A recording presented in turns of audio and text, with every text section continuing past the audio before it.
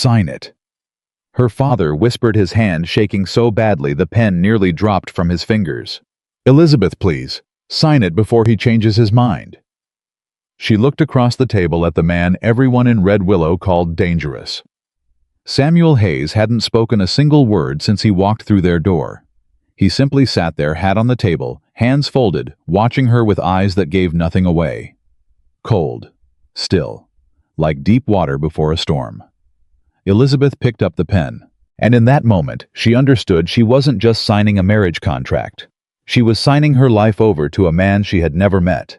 A man the entire county feared, a man who, according to every whisper she had ever heard, did not have a heart. If this story already has your heart beating faster, I want you to do something for me right now. Subscribe to this channel so you never miss another story like this one. Drop a comment below and tell me the name of your city. I want to see exactly how far this story has traveled.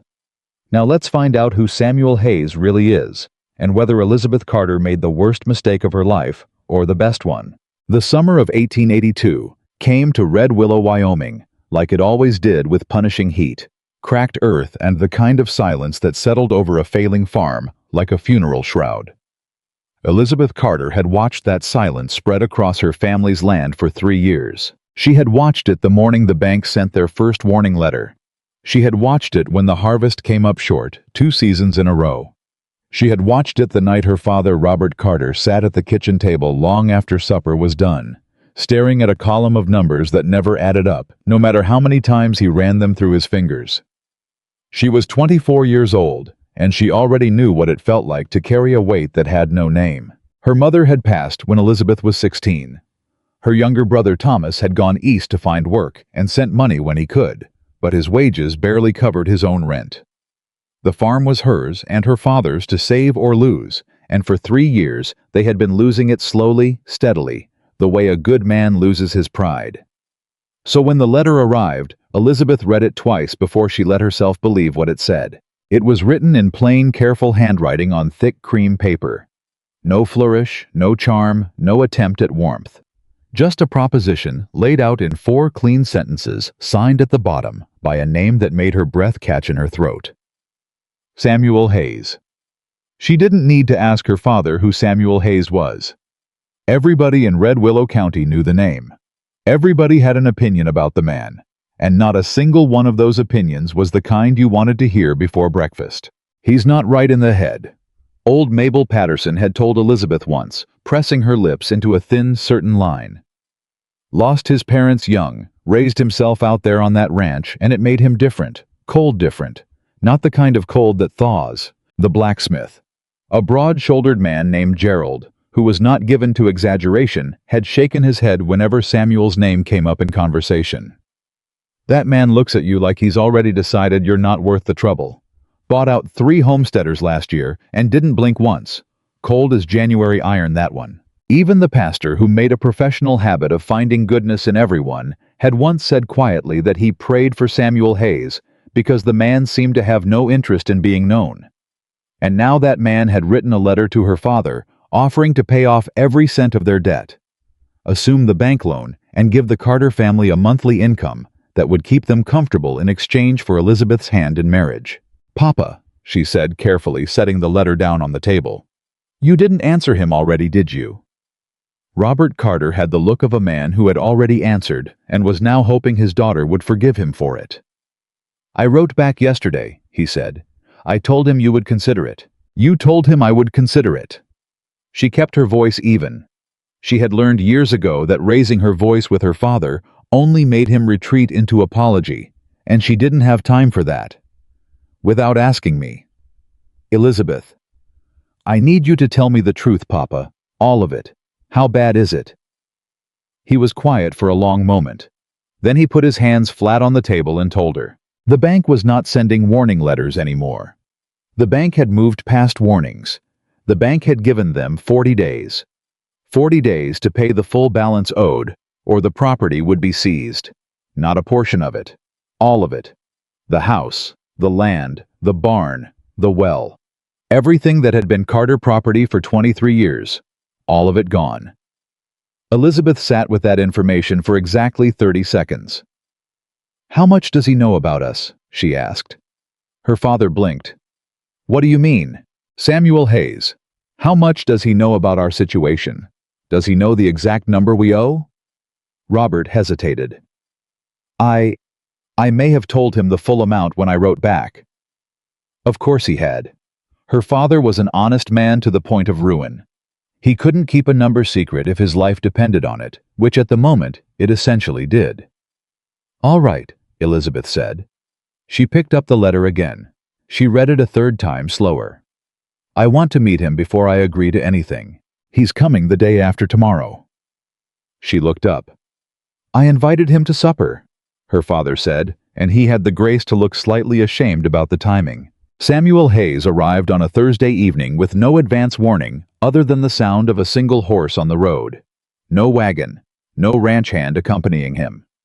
He came alone, which struck Elizabeth as either very confident or very reckless, since the road from his property to theirs ran through county land that other men sometimes used for less than legitimate purposes. He knocked once. Elizabeth opened the door herself because her father had suddenly remembered something important to check on in the barn the moment they heard the hoofbeats, and she had understood immediately that she was going to be meeting this man on her own. Samuel Hayes was taller than she had expected. Not the looming, threatening kind of tall, just tall the way a man gets when he has spent his entire life doing physical work, and the work has made him into something solid and unadorned. He wore a plain dark coat, work worn at the cuffs, and the hat on his head was good quality, but not new. He had gray eyes. She didn't know why that surprised her. She had imagined black, or a very dark brown, something that matched the reputation.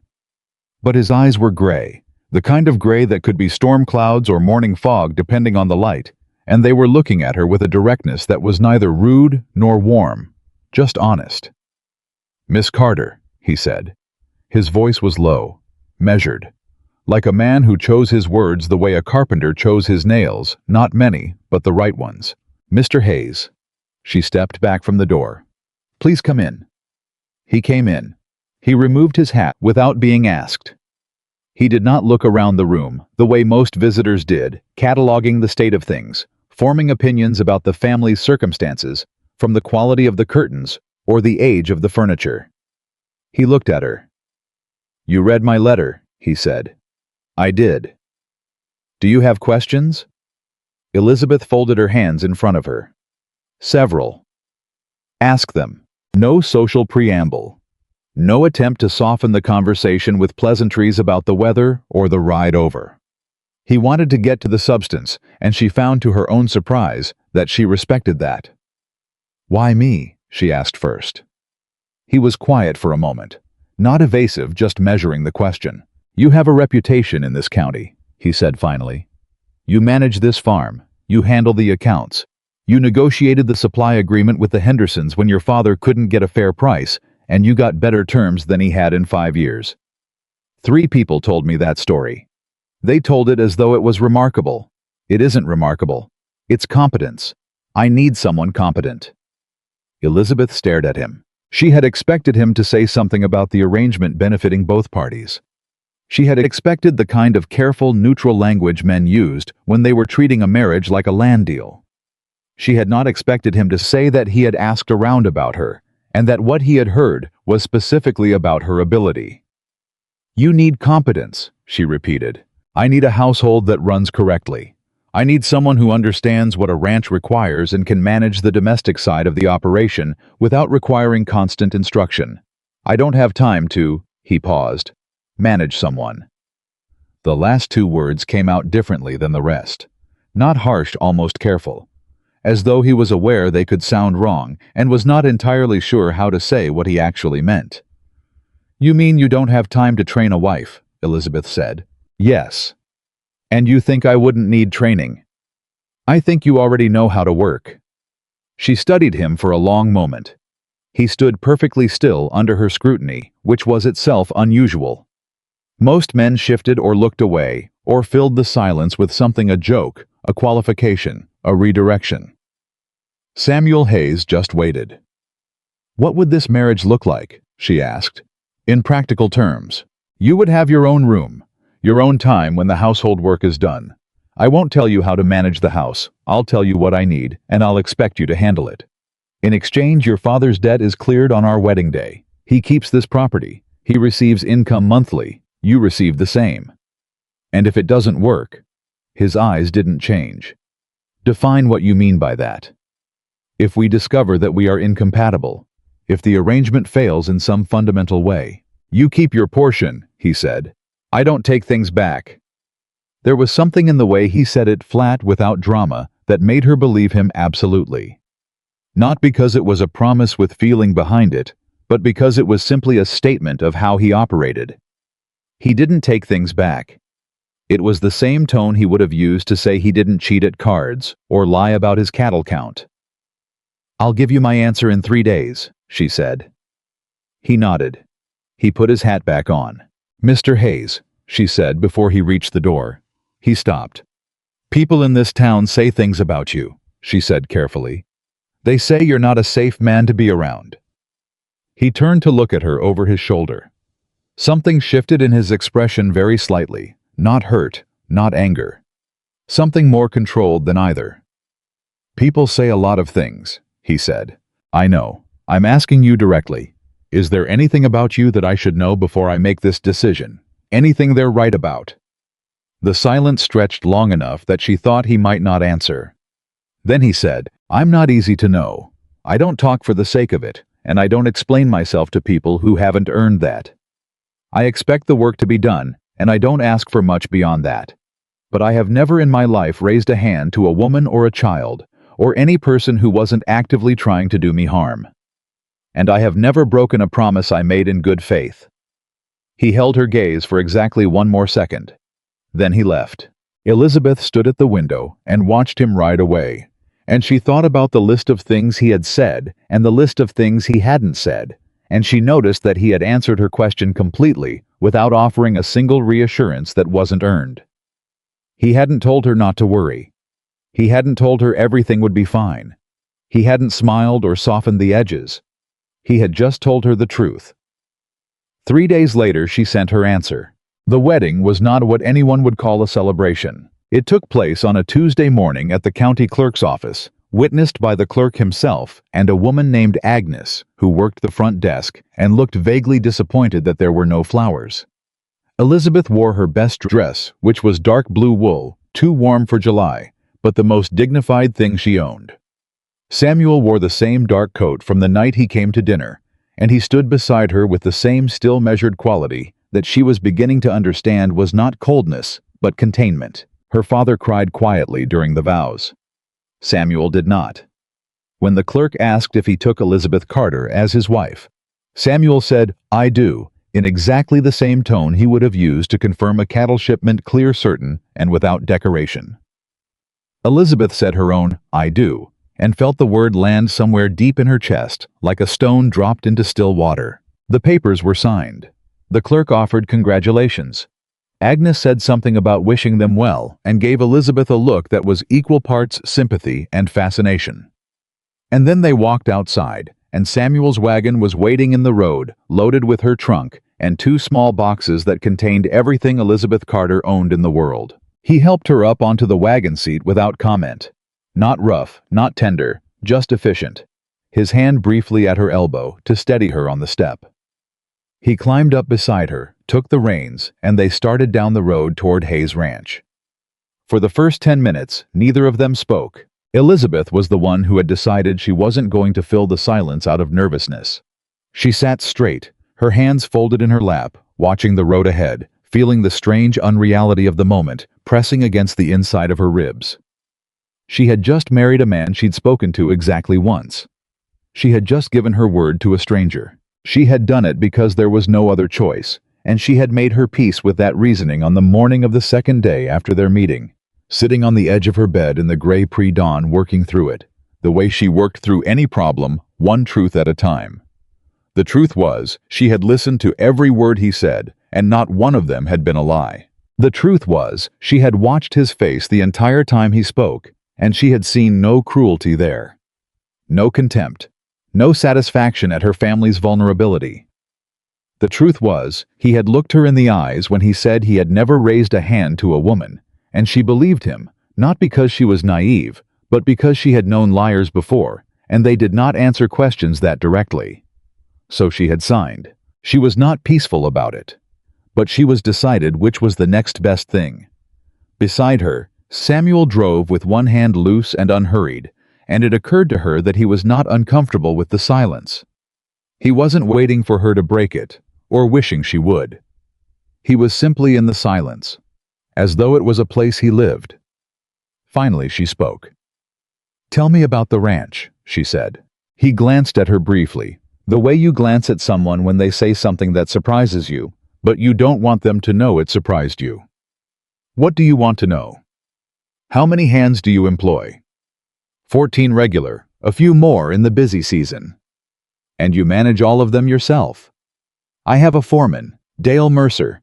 Been with me 11 years. "Does he know about—" She paused. "About me?" Samuel was quiet for a moment. "He knows I was getting married," he said. He didn't ask questions. Because he knew better than to ask. Because he knew I'd tell him what he needed to know. Elizabeth absorbed that. She filed the name Dale Mercer away in the part of her mind where she kept things that would matter later. "What about the house?" she said. "How is it managed now?" "A woman named Clara came in twice a week for cleaning. She stopped last month. Her husband moved them north. So there's no one managing it currently." "No. And you've been managing alone?" "I've been managing," he said with a very slight emphasis on the last word that told her the management had not been going particularly well. She almost smiled. She didn't let herself. "I'll need to know the layout when we arrive," she said. "And I'll need to know where the supplies are kept, what accounts you have running at the general store, and what the usual weekly needs are for the household." He glanced at her again, longer this time. "You sound like you're taking inventory," he said. "I am," she said simply. Another silence. Then, unexpectedly, "There are ledgers in the study. Clara used to keep the household accounts in the green book. I have no idea where she left off." Elizabeth nodded. "I'll start there. There's also—" He stopped. "What?" He seemed to be considering whether to say it. "The kitchen window on the east side doesn't latch properly. It's been sticking for 2 weeks and I haven't had time to fix it. In a storm, it comes open." It was such a small, practical detail, the kind of thing a person only mentioned if they were already thinking about someone else's comfort, already picturing someone else in their house, moving through the rooms, encountering the problem. Elizabeth looked at his profile. "How was watching the road?" "Thank you for telling me," she said. He didn't answer, but his jaw moved slightly, the smallest acknowledgement, and he shifted the reins from his right hand to his left. Hayes Ranch was large. That was the word that came to Elizabeth first when they came around the last bend in the road and the property opened up before her. Large in the way that required a moment of recalibration, a moment to reset your internal sense of scale. She had grown up on a farm that occupied a solid, respectable portion of county land, and she had never thought of it as small. Hayes Ranch made her understand in a single glance what large actually meant. The main house was built of timber and stone, 2 stories solid and square with a covered porch that ran the full length of the front. It was not ornate. There was no decorative work on the railings, no flower boxes at the windows, no attempt at charm. But it was built to last. You could see it in every joint, every fitted stone, every plank of porch flooring. Someone had built this house the way you built something you intended to be standing in 100 years. 2 ranch hands were repairing something at the fence nearest the road. They both looked up when the wagon came through the gate. One of them, older, lean, with a weathered face that had been out in the sun for several decades, pushed back his hat and watched Samuel climb down from the wagon with an expression that was impossible to read. "That's Dale," Samuel said quietly, before Elizabeth could ask. He came around to her side of the wagon and offered his hand to help her down, and she took it, and he steadied her on the step with the same careful practicality he'd shown at the clerk's office, nothing more than what the moment required. Dale Mercer walked over. How was in his 50s or thereabouts, with the kind of face that had been arranged by hard weather and harder experience into something that was permanently neutral. He had the eyes of a man who watched carefully and thought privately about everything he saw. "Mr. Hayes," he said. His gaze moved briefly to Elizabeth, a quick assessing look that was neither rude nor particularly warm. "Ma'am." "Dale," Samuel said. "This is Elizabeth. She'll be running the household." Dale nodded. "Ma'am," he said again, with a small tilt of his head that was very close to a bow. Elizabeth felt the weight of the introduction settle around her. "He'll be running the household. Not my wife, not Mrs. Hayes, not any of the dozen social phrases that a man might reach for automatically in that moment. Running the household, as if she were a new appointment, an operational decision he had made. She was surprised to find it didn't sting the way it might have. It was simply accurate. And there was something clarifying about a man who told you exactly what he thought your role was, rather than dressing it up in language that would require you to decode it later. "I'd like to see the kitchen and the supply stores this afternoon if that's possible," she said directly to Dale. "And if you can tell me who handles the ordering from the general store, I'd like to speak with them before the week is out." Dale looked at her for exactly 2 seconds. Then he looked at Samuel. Samuel was already walking toward the barn. "I'll take you through the house," Dale said, turning back to Elizabeth with something that was either respect or suspicion, and she suspected it was both. Her room was on the second floor at the end of the hall. It was a real room, not a small room, not a gesture at accommodation. It had a proper bed with a good mattress, a wooden chest at the foot, a writing desk under the window, and a pitcher and wash basin on the side table. The curtains were plain, but they were clean. The floor had been swept recently. The room had been prepared. That was what she kept coming back to as she set her small box of belongings on the desk and stood at the window looking out at the land. Samuel Hayes had prepared a room for her before she arrived. He had cleared it, or had someone clear it, and he had seen to it that there was water in the pitcher, and clean linens on the bed, and a place for her things. He hadn't mentioned it. He hadn't said, "Look how I prepared for you, look what I've done." He had just done it. The same way he had told her about the kitchen window that didn't latch. The same way he had answered her questions, without softening or deflecting. She sat down on the edge of the bed. She thought about the town, about Mabel Patterson pressing her lips together and shaking her head, about the blacksmith and his January iron, about the pastor who prayed for a man the congregation had decided was beyond reach. She thought about what she actually knew as opposed to what she had been told. She knew Samuel Hayes had arrived at her father's door alone, without an entourage of lawyers or land agents, to negotiate a marriage agreement. She knew he had answered her direct questions directly. She knew he had told her the unvarnished truth about himself, not the favorable version, not the modest version. Just the truth. She knew that he had spoken about her capabilities with a matter-of-factness that had contained underneath the utility something that felt surprisingly close to respect. She knew that the room at the end of the hall had been prepared before she came. None of that was what you would expect from a man with no heart. There was a knock at the door. She opened it to find a young woman, perhaps 16 or 17, holding a tray with a glass of water and a small plate of bread and cold meat. "Mr. Hayes said to bring this up," the girl said. She had freckles across her nose and an expression of intense, undisguised curiosity. "He said you probably hadn't eaten since this morning." Elizabeth hadn't eaten since this morning. She hadn't even realized it until now. "What's your name?" she asked. "Molly, ma'am. I help in the house some mornings, and I cook for the hands on Tuesdays and Thursdays." "Thank you, Molly." Elizabeth took the tray. Molly didn't leave immediately. She stood for just a second, and then said in a rush, as if she had been building up to it since she climbed the stairs, "I just wanted to say Mr. Hayes told me to be sure you had everything you needed. He said it twice." Elizabeth looked at her. "He said it twice," she repeated. "Yes, ma'am." Molly nodded earnestly. "He came back through the kitchen after Dale showed you the house, and he said, 'Molly, make sure Mrs. Hayes has everything she needs.' And then he stopped at the door and said it again. He said, 'Everything she needs, Molly.'" Elizabeth was quiet for a moment. "Thank you," she said. "You can tell him I have everything I need."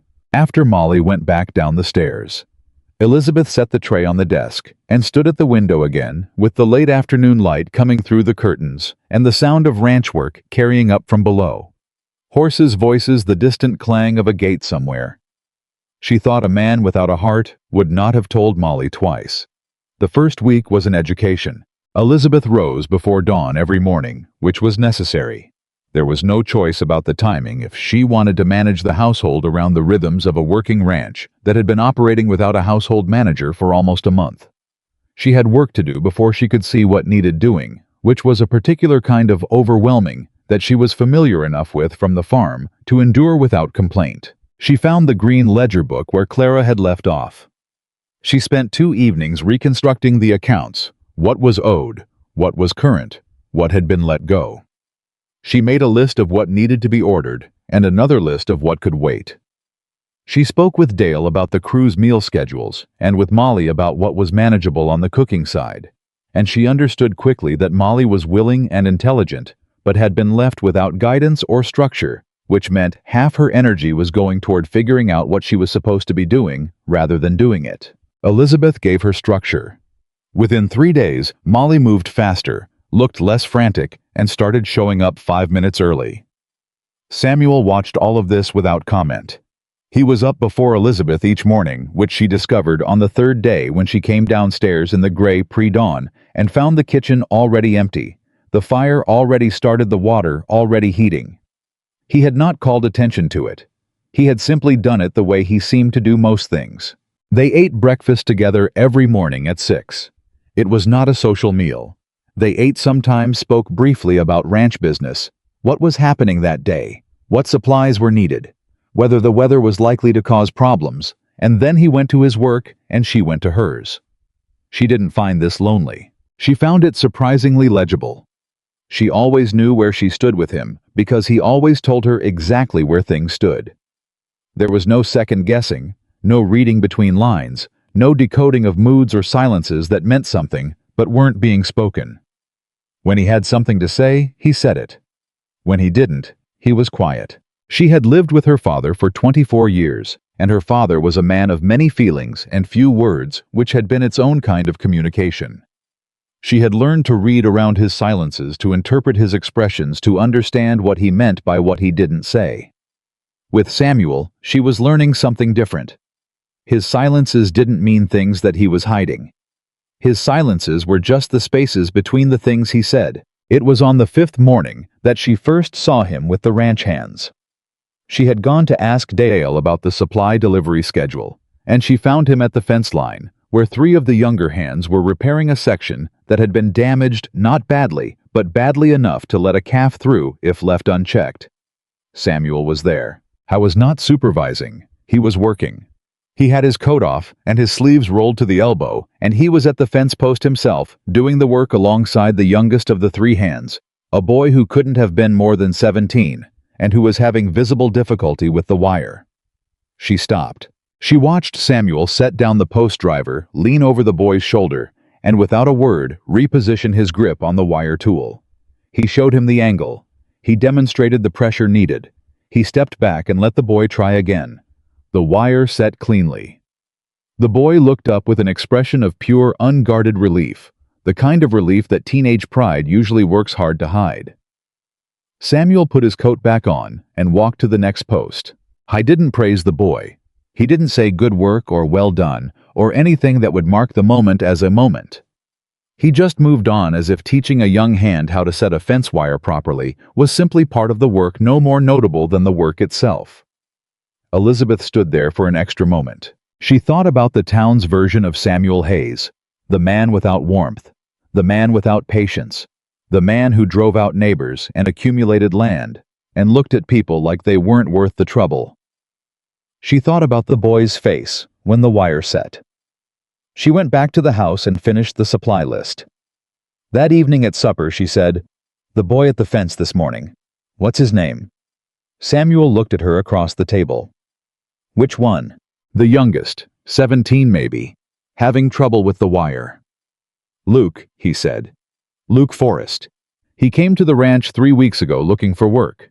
His father died in the spring. He's sending what he makes back to his mother." Elizabeth absorbed this. "He's learning well," she said. Samuel looked at his plate. "He's learning. She noticed he didn't say the boy was talented or good, or any of the superlatives that people reached for when they wanted to seem encouraging. He just said the boy was learning, which was true, and which was also, in its way, the highest thing he could say, that the work was being done, that progress was happening, that the thing was on its way to being right. She was starting to understand the way he spoke. The words he used were exact. They didn't have extra weight in them or extra warmth, but they were never empty either. He meant every word he said. It was after the second week that she found the newspaper. She had been reorganizing the study. The green ledger book was sorted and current, the household accounts were in order, and she had moved on to the broader administrative work of the ranch's domestic side, which had been conducted from the study's desk, and which, like the household accounts, had been let go for longer than anyone had quite realized. The newspaper was folded and tucked into the back of the bottom drawer beneath a stack of land survey documents. It was 3 years old, the Red Willow County Register, dated August 1879. The fold was set at an article on the 4th page. She read it. The headline said, "Hayes Rancher Drives Out Homestead Family Seizes Land." The article accused Samuel Hayes of using threats and legal manipulation to force a family named Connor off their homestead property, absorbing their land into the Hayes Ranch boundary. It was written with a particular kind of righteous outrage, the tone of a paper that believed it had caught someone powerful doing something cruel and intended everyone to know. Elizabeth read it twice. Then she looked at the byline. The article was written by a staff correspondent.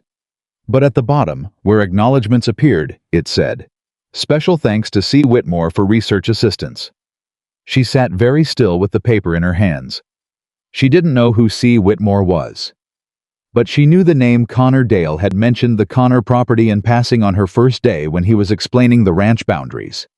He had called it the East Parcel and said something brief about it being acquired in '79. She needed to know more. She found Dale in the early evening checking equipment in the barn. "Tell me about the Connor property," she said.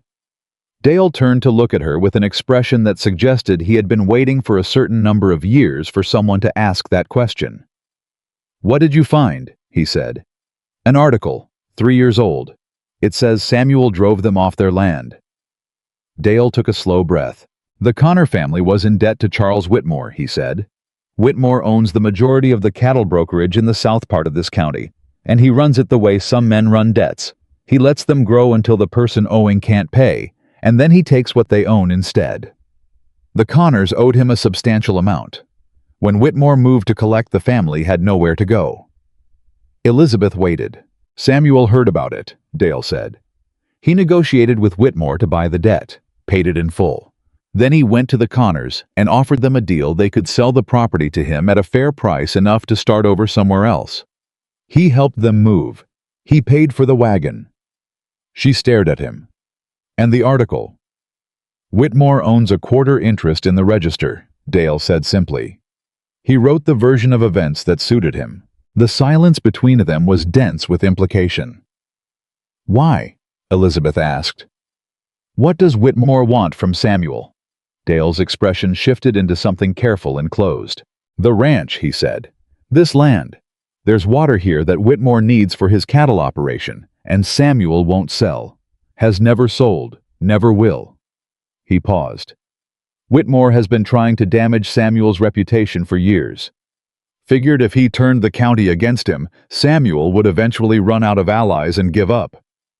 Elizabeth set the newspaper down. She thought about the town, about every warning she had heard before her wedding, about Mabel Patterson and the blacksmith, and the careful, sorry sympathy in people's eyes when she announced she was marrying Samuel Hayes. She thought about how many of those warnings had been built brick by deliberate brick on a foundation that Charles Whitmore had laid. "Does Samuel know you're telling me this?" she asked. Dale almost smiled. "Almost. Samuel doesn't discuss this with anyone," he said. "Never has. He just doesn't defend himself. Figures if people believe the worst, that's their choice. And if good people believe the worst because they've only been given the worst to believe." Dale looked at her for a long moment. "That," he said, "is why I just told you." She walked back to the house as the sun finished its descent behind the ridge, and she stood on the porch for a moment before going inside, looking out at the ranch, at the wide solid land, at the good timber fence line, at the lamp just beginning to glow in the study window, where Samuel was most likely at his desk, working alone, carrying the weight of a reputation built by his enemy without ever once asking anyone to help him lift it.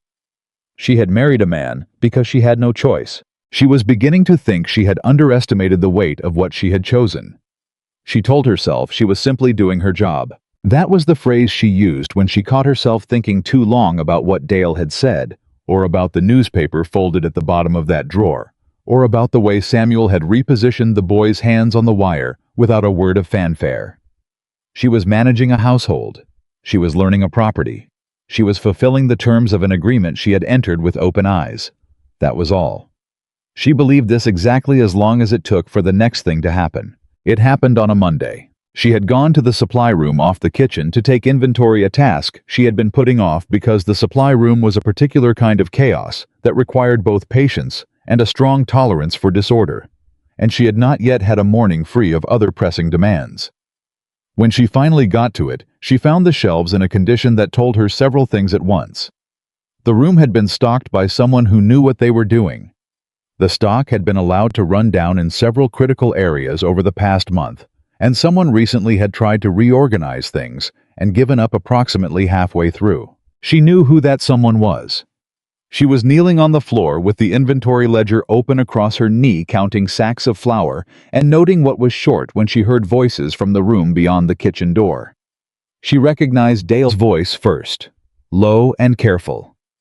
The second voice was a woman's, sharp, purposeful, carrying the particular tone of someone who had come a long distance with something specific to say. "He won't see me," the woman said. "He won't see me, and he hasn't answered my letter, and I am telling you, Dale Mercer, that I did not ride 3 hours to be told to come back at a better time. Mrs. Alderman." "Don't Mrs. Alderman me. I know what's happening. Whitmore's been at the Benson property too. He went after them last spring, and they couldn't hold. I want to warn Samuel before he—" "Samuel knows," Dale said. His voice was very flat. "He's known for a while." A short pause. "Then why isn't he doing something?" "He's working on it." "Working on it." The woman's tone collapsed slightly from sharp into something more frightened. "Dale Whitmore has connections with the county land assessor's office. I heard it from my husband's cousin who works in Cheyenne. He's been planting false survey markers on properties he wants to claim, then using the discrepancies to file legal challenges. If he does the same thing here—" "I need you to wait," Dale said. "I've been waiting." "Wait a little longer." Elizabeth stayed very still on the floor of the supply room, her hand flat on the inventory ledger, not breathing quite properly. She heard the woman leave. She heard Dale's boots cross the kitchen floor and stop at the back door. She heard him pull in a slow breath through his nose, the breath of a man who has been carrying something heavy for so long.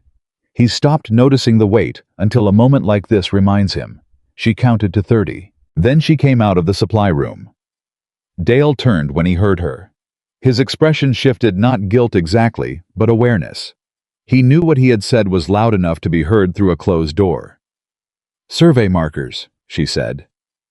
Dale looked at her steadily. "Whitmore has been manipulating property surveys," she said. "He plants false markers, creates discrepancies in the recorded boundaries, and then uses those discrepancies to file legal challenges, claiming portions of properties that don't belong to him." Dale didn't deny it. "How long has Samuel known?" "Long enough," Dale said. "Long enough meaning he's known for months and hasn't told anyone." "Samuel doesn't—" "I know what Samuel doesn't do," she said, and her voice came out sharper than she intended, but she didn't pull it back. "He doesn't ask for help. He doesn't defend himself. He doesn't explain his situation to people who might be able to do something about it. I understand that about him, Dale. What I need you to tell me is whether the Hayes Ranch land survey documents are in order and verified, or whether Whitmore may have already made moves against them." Dale was quiet for a long moment. Then he said, "I think you should talk to Samuel." "I intend to," she said. She found him at the far side of the property, near the eastern fence, the boundary that edged the old Connor parcel. He was working the fence alone, which was unusual. He had sent the hands to the north pasture that morning, and he was out here by himself with a fence post driver, and the particular quality of a man who needs the solitude of physical labor to think. She walked the entire distance from the house to the fence line without letting herself run, which took more discipline than she expected. He heard her coming when she was about 30 yards out. He turned. She must have looked different than usual because something shifted in his face. Not alarm exactly, but attention. The kind of attention that meant he was recalibrating. "There's a woman named Alderman," she said when she reached him. "She was just here. Whitmore went after the Benson property last spring. He's been planting false survey markers." Samuel set down the fence post driver. He looked at her for a long moment, and she could see the calculation behind his eyes, not deciding whether to trust her, but deciding how much to say. And she realized in that moment that these two things were very different, and that Samuel trusted her enough to have the question about how much to say at all. "I know about the Benson property," he said. "Do you know if he's made moves against ours?" "I don't have proof." "But you suspect he has." He picked up the fence post driver again, not to use it, just to have something in his hands.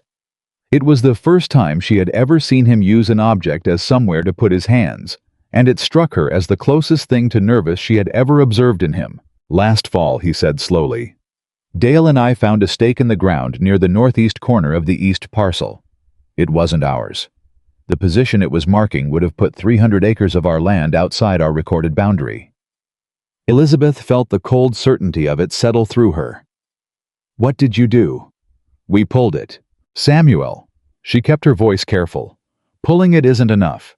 If he filed anything based on that position before you found it, if there's any county record that references the false marker pulling, it doesn't eliminate the legal question." He looked at her. She met his gaze and held it. "Do you have your original survey documents?" she said. "The ones from when the ranch was first staked and recorded. The ones that predate anything Whitmore might have filed." "In the study," he said. "In the large trunk under the desk." "Have you had anyone look at them recently? Anyone who understands survey law?" "No." "Why not?" It was a harder question than it sounded, and she knew it when she asked it, and she asked it anyway, because she needed the answer. Samuel was quiet for a moment, that stretched long enough to be uncomfortable. "Because the last lawyer I consulted on ranch business," he said finally, "worked for Whitmore on the side. I didn't know until after." He stopped. "It's made me careful about who I involve." She understood then, not just the fact of it, but the shape of it. The pattern of isolation that had built up over years of being targeted by someone with the resources to corrupt the institutions that should have been available to him. Every time Samuel had tried to use normal channels, legal help, public record, neighborly network, Whitmore had already been there poisoning the well. So Samuel had stopped using channels. He had pulled inward. He had built the ranch into something that could sustain itself on its own resources, and he had stopped expecting anything from the world outside the fence line, and he had lived that way long enough that it had become not just a strategy, but a personality. The town had looked at the result and called it coldness. Elizabeth looked at the result and saw something different. "I need to look at the documents," she said. "Elizabeth." "Samuel." She said his name with a weight that she hadn't used before, not formal, not careful, just direct. "My father kept every land record the Carter property has generated since before I was born. I have read survey documents since I was old enough to understand what a boundary line meant. I'm not an attorney, but I know what the documents should say, and I know what to look for if something has been tampered with." She paused. "Let me help." Something moved in his expression. It was subtle, the shift of a man who has been alone with something so long that the offer of help arrives as a kind of shock to the system, something that the body has to physically adjust to receiving. She watched it happen, and she kept her own face still, because she understood instinctively that any expression of triumph or urgency from her might make him retreat. "The documents are yours to look at," he said finally. She nodded. She turned and started walking back to the house, and she had gone about 20 steps when she heard him say quietly behind her, "Elizabeth." She turned. He was still standing at the fence post, the driver in his hands, and he was looking at her with the gray eyes that she had learned to read somewhat over the past 2 weeks, and what she read in them now, she didn't have a word for yet. "Thank you," he said. She held his gaze for exactly one breath. Then she turned and kept walking. The survey documents were in better order than she had expected, which told her Samuel had always known they mattered, had always kept them organized, even if he hadn't known who to bring them to. She spread them on the study desk that evening and spent 4 hours going through them. Samuel did not hover. He came in once, set a cup of coffee at her elbow without speaking, and left. She drank it without looking up.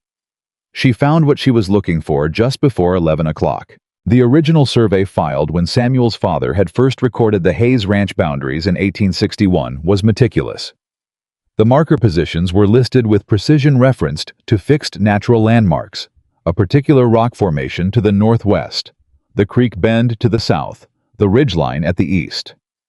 Standard practice for the period, and reliable if the natural landmarks were documented correctly, which in this case they were. But in a supplementary survey, filed in 1877, 2 years before the Connor property acquisition, there was a notation she hadn't seen in the original. A single entry added to the record in handwriting that didn't match the original surveyor's adjusting the position reference for the northeast corner marker. The adjustment was small, 40 feet. 40 feet in the language of a land survey was nothing that would catch the eye of someone scanning quickly. But 40 feet applied to the northeast corner of the Hayes Ranch boundary would reposition the legal edge of the property in exactly the direction that a false stake might have been placed to mark a disputed line. Someone had altered the 1877 supplementary survey to support a challenge that hadn't been filed yet. Elizabeth sat very still with her hand on the document. This was not a new scheme. Whitmore had been laying the groundwork for this for years. A small alteration here, a planted marker there, building a paper trail of discrepancies that could be assembled into a legal case the moment he decided to move. The question was, had he moved? She needed to know what was on file at the county records office. She needed to know if Whitmore had submitted anything that referenced the altered survey. And she needed to know it before Samuel did something that tipped their hand and gave Whitmore cause to accelerate his timeline. She gathered the documents she needed, set them in order, and went to find Samuel. He was in the kitchen, not eating, just there, standing at the window, and she had the impression he had been standing there for a while, not looking at anything in particular, just keeping himself in the house, instead of walking off somewhere with his silence. He turned when he heard her. She set the documents on the table. She showed him the alteration. She watched his face as he read it, watched the recognition come up behind his eyes, slow and hard, and with the particular quality of a man who has just been shown that what he feared was true, and that it is almost worse to have proof than to have suspicion. "Someone in the county surveyor's office," he said. "Or before it reached there," she said. The alteration could have been made at any point between the survey being filed and the copy being recorded. What matters now is what's currently in the county record. And if he's already filed a challenge based on this. "Then we have the original document," she said. "And we have the alteration, which is itself evidence of fraud." He looked at her across the table. This man who had told her on the first night that he was not easy to know, who had spent the better part of a decade being slowly encircled by someone who understood that isolating a man was the first step to defeating him. "I need to go to the county office," she said. "I need to look at what's on record." "I'll come with you." "It might be better if you didn't," she said carefully. "Your name on the inquiry flags it. They'll know we're looking. If Whitmore has someone in that office." "He does," Samuel said flatly. "Then I go alone," she said. "I'm a woman who has been recently married and has questions about her husband's property records. That's entirely plausible. That's not a threat to anyone." He stared at her. "You're not—" He stopped, started again. "I don't want you walking into that office on your behalf." She noticed he said your behalf, not my behalf. "It is on my behalf," she said quietly. "This ranch is my household now. That makes it my concern." Something in his face broke very slightly at the seam. Not dramatically. Not the kind of breaking that announces itself. Just a small, precise fracture in the containment. The face of a man who has just heard something that reached past the perimeter he spent years building and landed. "You're very different," he said quietly, "from what I expected." She didn't ask what he had expected. She thought she might already know. "I'll go on Thursday," she said.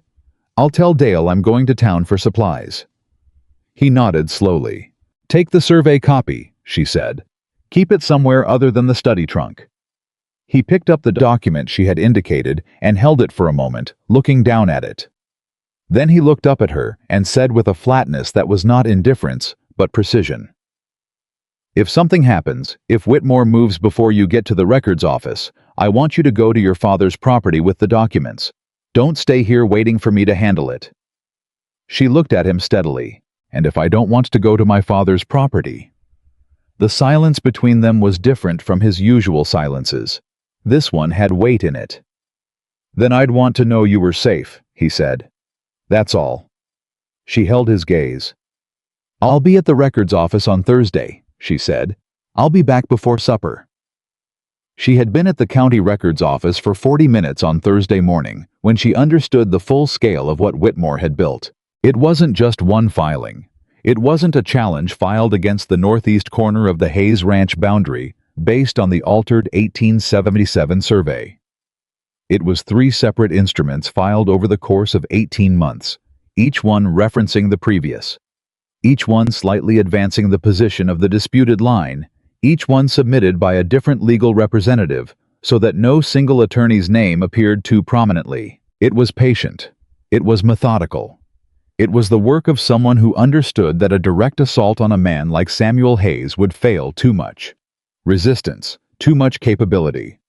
So the correct approach was to build the framework around him slowly, the way you build a fence until the day you close the last gate and he realizes he's been standing inside it all along. The most recent filing was dated 11 weeks ago. Elizabeth asked the records clerk, a thin young man who seemed genuinely helpful and genuinely unaware of what he was sitting in the middle of, whether any action had been scheduled on the filings. He consulted his ledger. "There's a hearing date," he said. "October 14th, County Land Commissioner. October 14th, 6 weeks away." She thanked him with a calmness that cost her more than it appeared to. Walked out of the office, stood in the road for exactly long enough to breathe, and then went directly to the general store. Bought 3 things she didn't need, and rode back to the ranch at a pace that was not quite running, but was as close to it as a wagon horse would cooperate with. Samuel was in the yard when she came through the gate. He took one look at her face and walked to meet her at the wagon before she'd brought it to a full stop. "There's a hearing," she said. "October 14th. He went very still. She got down from the wagon herself. 3 filings, she said. Going back 18 months. He's built a case in stages, each one supporting the next. The most recent one references the altered survey directly." She paused. "He has an attorney. Samuel, he has this structured the way you structure something you intend to win. He is not making a move, he has already made his move. We are 6 weeks from a land commissioner hearing where Whitmore could legally walk away with 300 acres of the east parcel, and if the commissioner upholds the survey alteration, the boundary dispute doesn't end there." Samuel said nothing. His jaw was tight. She had learned to read the tension in his jaw the way you learn to read a barometer. It told you what was coming before it arrived.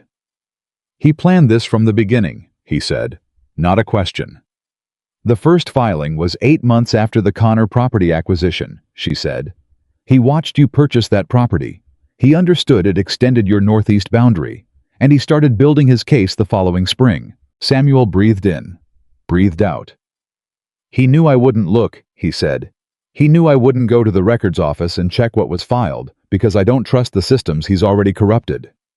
"That's exactly what he counted on," she said. She saw it land in him, not defeat, nothing close to defeat. Something harder than that. The recognition of a man who has been outmaneuvered not by superior force, but by superior patience, and who is now working out what comes next with the same quality of controlled intensity that he brought to everything else. "We need an attorney," she said. "Someone Whitmore hasn't bought. There aren't many options in this county." "Then not this county," she said. "Cheyenne." He looked at her. "Mrs. Alderman mentioned her husband's cousin works in Cheyenne," she said. "She came here to warn you, Samuel. She already knows about Whitmore's methods. Her husband may know attorneys in the city who operate outside Whitmore's sphere." "That's a significant reach on very little information," he said. "It's a better reach than we had 6 weeks ago," she said. "Because 6 weeks ago we didn't know what was in the records office, and now we do." He looked at her for a long moment. "You went into that office alone," he said, "and found everything." "I asked the right questions," she said simply. He made a sound that was very low, almost not audible, not quite a laugh, not quite a sigh. And he turned away from her briefly and looked at the fence line. The eastern fence line, the boundary. They were apparently 6 weeks away from losing. "My father built this ranch," he said. Quiet. Not to her exactly, more alongside her. "He drove every post in this fence himself.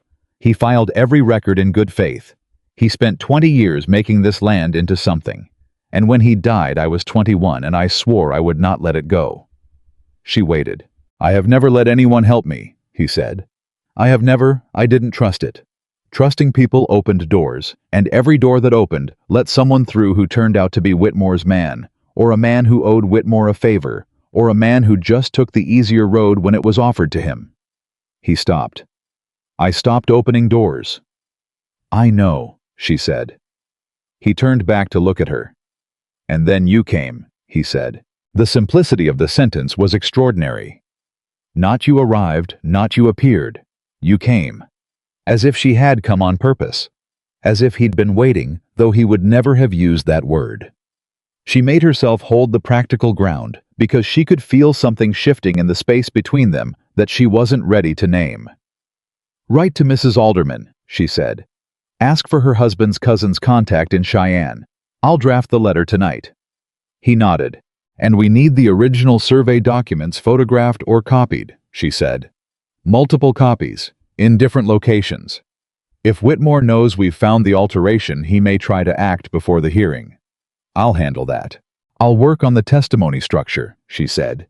"We need to be able to explain the alteration to a commissioner who may have no incentive to rule against Whitmore. We need it to be so clear, so documented, so irrefutable, that ruling against us would be a public embarrassment." Samuel looked at her with an expression she had not seen on his face before. It was not warmth exactly. It was not gratitude. It was something more fundamental than either of those things. The look of a man who has been fighting alone for so long that the presence of someone standing beside him hasn't arrived as comfort or relief, but as something almost too large to take in. Something he was still working to believe was real. "You didn't sign on for this," he said. "I signed the papers," she said. "In your house, at your table, in front of witnesses." "That's not what I meant." "I know what you meant," she said. "And my answer is the same." She left him standing in the yard and went back into the house, and she sat down at the study desk and opened her writing case and began drafting the letter to Mrs. Alderman. And her hand was very steady, and she was not entirely sure how that was possible, because something had happened outside in the yard, in the space between his words and hers, that she could not fully account for. She had not expected to feel this way. That was the truth of it. Set down cleanly, the way she set down numbers in the ledger, without decoration. She had expected to manage a household. She had expected to honor an agreement. She had expected to find maybe a man who was tolerable, who kept his promises, who treated her with basic dignity. She had not expected a man who told her about a kitchen window that didn't latch because he was already thinking about her comfort before she arrived. She had not expected a man who repositioned a boy's hands on a fence wire and walked away without waiting to be thanked. She had not expected a man who said "you came" in the tone of someone marking the arrival of something they had given up believing would happen. She finished the letter. She sealed it. She set it in the post basket for Dale to take into town. And she stayed at the desk for a long moment after, her hand resting on the closed writing case, listening to the sounds of the ranch settling into evening, the distant voices of the hands finishing up a horse somewhere, the particular quiet of a large property at the end of a working day. She thought about Whitmore. She thought about October 14th. She thought about 300 acres and a fraudulent survey and a hearing 6 weeks away. She thought about Samuel's voice saying "you came." She picked up her pen and opened the inventory ledger and went back to work, because working was the thing she knew how to do, and the work was not finished, and that was enough to hold on to. For now, it was enough. The letter to Mrs. Alderman came back in 4 days. Elizabeth had expected a week, maybe more. The mail between ranches was never reliable, and she had written, knowing it might take time they didn't have. But Mrs. Alderman was apparently a woman who understood urgency the way Elizabeth did, which was to say, she treated it as the only speed worth moving at. The reply was 2 pages close written, and it contained 2 things Elizabeth needed. The first was the name of an attorney in Cheyenne, a man named Arthur Price, who Mrs. Alderman described as someone who had gone up against cattle brokers and land speculators and won more often than he'd lost, and who had, in Mrs. Alderman's husband's cousin's direct assessment, never been bought by anyone because he was independently wealthy enough not to need it. The second thing the letter contained was information. Elizabeth hadn't asked for, but received like a hand reaching through a closing door. Whitmore had been seen in Cheyenne 3 weeks ago. He had meetings with someone in the land commissioner's office. Not the commissioner himself, a deputy. A deputy whose name appeared twice in the supplementary filings Elizabeth had found at the county records office. She read that part of the letter standing at the kitchen table, and she read it again, and then she folded the letter and held it in both hands and breathed steadily for a moment. The deputy was already in position. Whitmore wasn't hoping to win at the hearing. He was engineering the outcome in advance. She found Samuel in the barn. She read him the relevant section of the letter without preamble. His expression didn't change dramatically, but his hands, which had been working a piece of tack leather, went completely still. "He has the deputy," Samuel said. "He has someone in this position to influence the recommendation," she said. "The commissioner makes the final ruling, but if the deputy recommends in favor of the filing, most commissioners follow the recommendation. It's a volume issue. They hear too many cases to independently evaluate everyone. So even if we walk in with the altered survey, the deputy frames the narrative before we get to present anything," she said. "He tells the commissioner what he's already looked at, what the evidence suggests, what the precedent supports. We come in afterward." Samuel set the leather down. "Then Price needs to know about the deputy before he takes the case," Samuel said. "He needs to understand what he's walking into."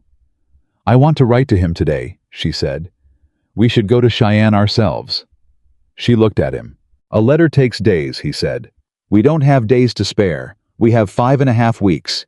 Price needs to see the documents, understand the full structure of what Whitmore's built, and have time to file counter-challenges before the hearing date." He paused. "I'll arrange for Dale to manage the ranch. We leave Monday." She had not expected that. She had expected him to want to handle it through correspondence to keep the range of people involved as narrow as possible, to maintain the kind of controlled distance he imposed on everything.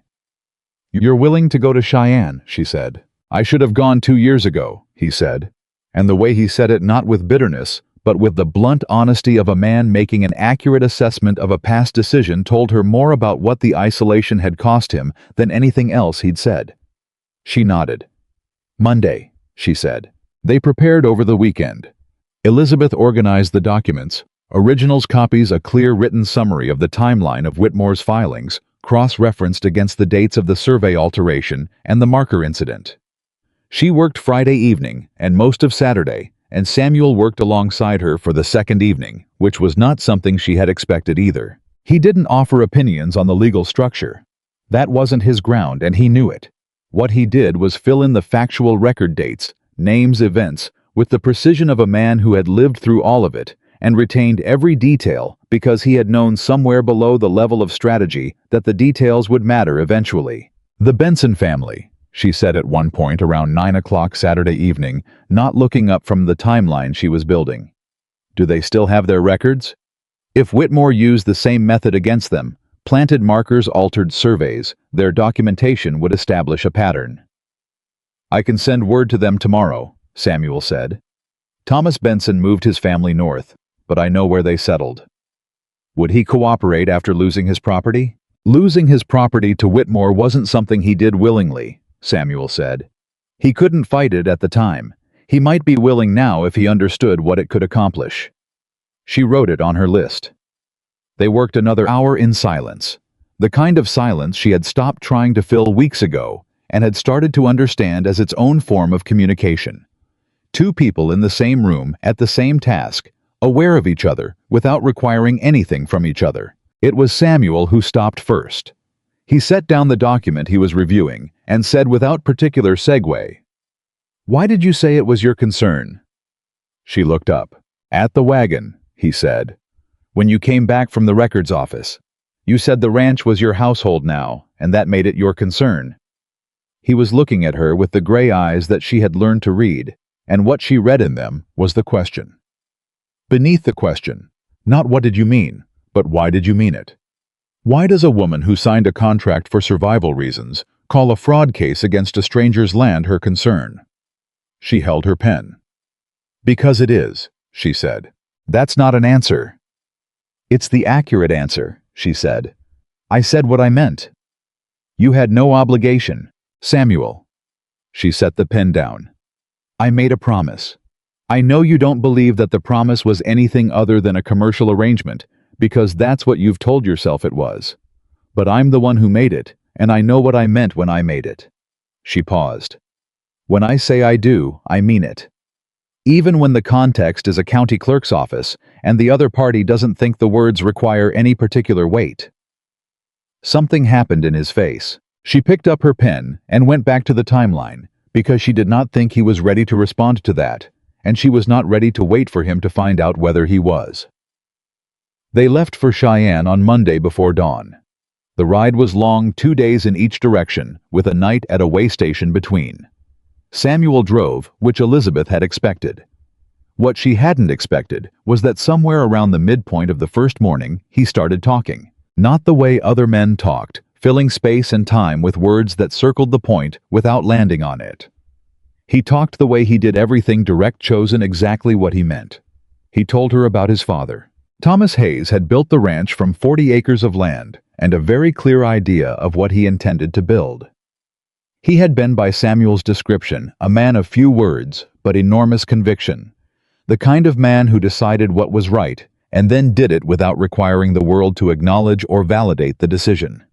He had been fair with his workers. He had honored his debts. He had died of a fever when Samuel was 21, and the ranch at that point was 3 times the size it had started as, and every foot of that growth had been earned. "He told me once," Samuel said, looking at the road ahead, "that the hardest thing about being a man of principle was that people who didn't have principles would always assume you had the same ones they did.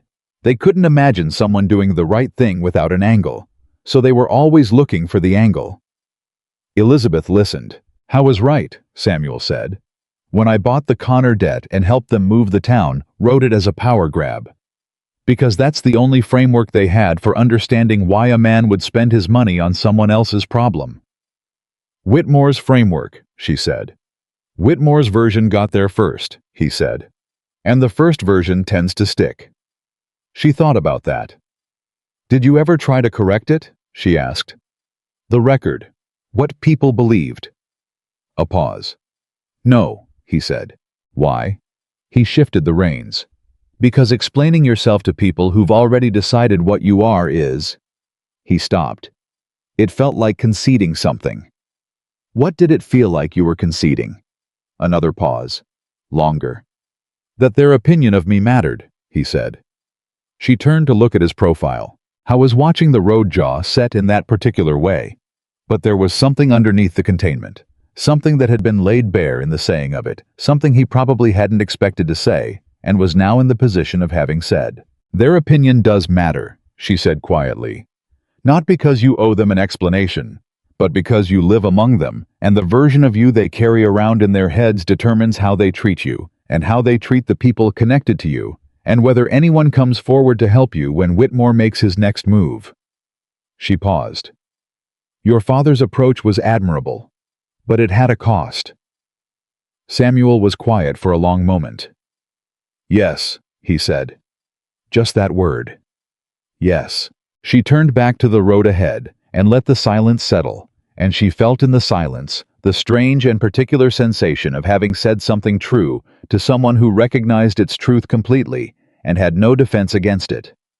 Arthur Price had an office on the second floor of a building on a busy Cheyenne street, and he was not what Elizabeth expected. She had expected someone formal, silver-haired, the kind of attorney who communicated authority through expensive cloth and careful diction. Arthur Price was perhaps 40, compact with quick dark eyes, and the slightly rumpled quality of a man who spent more time inside his own thinking than attending to appearances. He had their letter on his desk when they arrived, and he had clearly read it more than once. He stood when they came in, shook Samuel's hand, and then looked at Elizabeth. "You're the one who found the alteration," he said. "Yes." "And you put together the timeline?" "Yes." He sat back down and gestured to the chairs across the desk. "Tell me all of it," he said. "Not the summary in the letter, all of it, from the beginning." So they told him. Elizabeth led because she had the structure of it in her head, the sequence, the cross-references, the way each piece of Whitmore's case depended on the previous piece. Samuel filled in the factual record when she indicated a gap. Price took notes without interrupting, and when they finished, he sat with his pen in his hand and looked at his notes for almost a full minute. "The deputy," he said finally. "Harlan Davies." "You know him," Samuel said. "I know of him," Price said. He said it with a tone that conveyed a specific kind of information without elaborating. "He's not bought outright. He's oriented. His instincts favor landowners with capital. Men like Whitmore speak his language." He set the pen down. "Which means I can't challenge his recommendation on corruption grounds. There's no evidence of direct payment, and looking for it would take longer than 6 weeks. What I can do is make sure the commissioner sees such a clear and documented case for fraud that following Davies' recommendation would require him to publicly disregard evidence." "Is that possible?" Elizabeth asked. "It depends on how good the evidence is," Price said. He looked at her. "May I see the documents?" She opened the case she had brought and laid the originals on his desk, followed by her copies and the timeline. Price spent 15 minutes going through them without speaking. When he looked up, his expression had shifted into something sharper and more focused. "The handwriting on the 1877 edition," he said. "Have you compared it to any other documents in the county record? If we can match it to a known hand, anyone in the surveyor's office, anyone connected to Whitmore's legal team." "I hadn't gotten that far," Elizabeth said. "That's the next step," Price said. "I have a contact in the county records office, not the same office you visited, the original filing office in the Western District. She's methodical, and she does not like Charles Whitmore." He almost smiled. "Personal history, not relevant. What is relevant is that she can pull comparison documents without flagging the inquiry." "How quickly?" Samuel said. "A week," Price said. "Maybe less." He looked at Samuel directly. "I'll take this case, not because it's straightforward, it isn't, but because what Whitmore is doing is a particular kind of wrong that I have spent 15 years watching go unchallenged, and I would like to challenge it." Samuel nodded once. "My fee is standard rate," Price said. "I don't adjust it up for difficult cases or down for sympathetic ones. That way no one can say I had a financial stake in the outcome." "That's acceptable," Samuel said. "Good." Price began stacking the documents into a careful pile. "I'll need you to leave the originals with me. I'll give you a signed receipt." "They don't leave my sight," Samuel said immediately. Price looked at him, then at Elizabeth. Elizabeth looked at Samuel. "I understand," she said to Samuel carefully. "But Price needs the originals to make the comparison. A copy isn't sufficient for what he's describing." She paused. "He'll give us a receipt. We'll know where they are." Samuel's jaw was tight. She held his gaze. She put every ounce of steadiness she had into that look. Not pressure, not argument. Just trust this. Trust me. I am here, and I have not steered you wrong yet. He looked back at Price. "Signed receipt," he said. "And you keep them in your safe, not your desk." "Done," Price said without offense. They rode back toward the way station in the late afternoon. The first day's return journey beginning in a quiet that felt different from the quiet of the outbound trip. The outbound quiet had been the silence of people moving towards something uncertain. This quiet was the silence of people who had done what they came to do and were now carrying the weight of what comes next. After an hour, Samuel said, "You made me leave the documents." "I suggested it," she said. "I wouldn't have done it on my own." "I know." He looked at her sideways.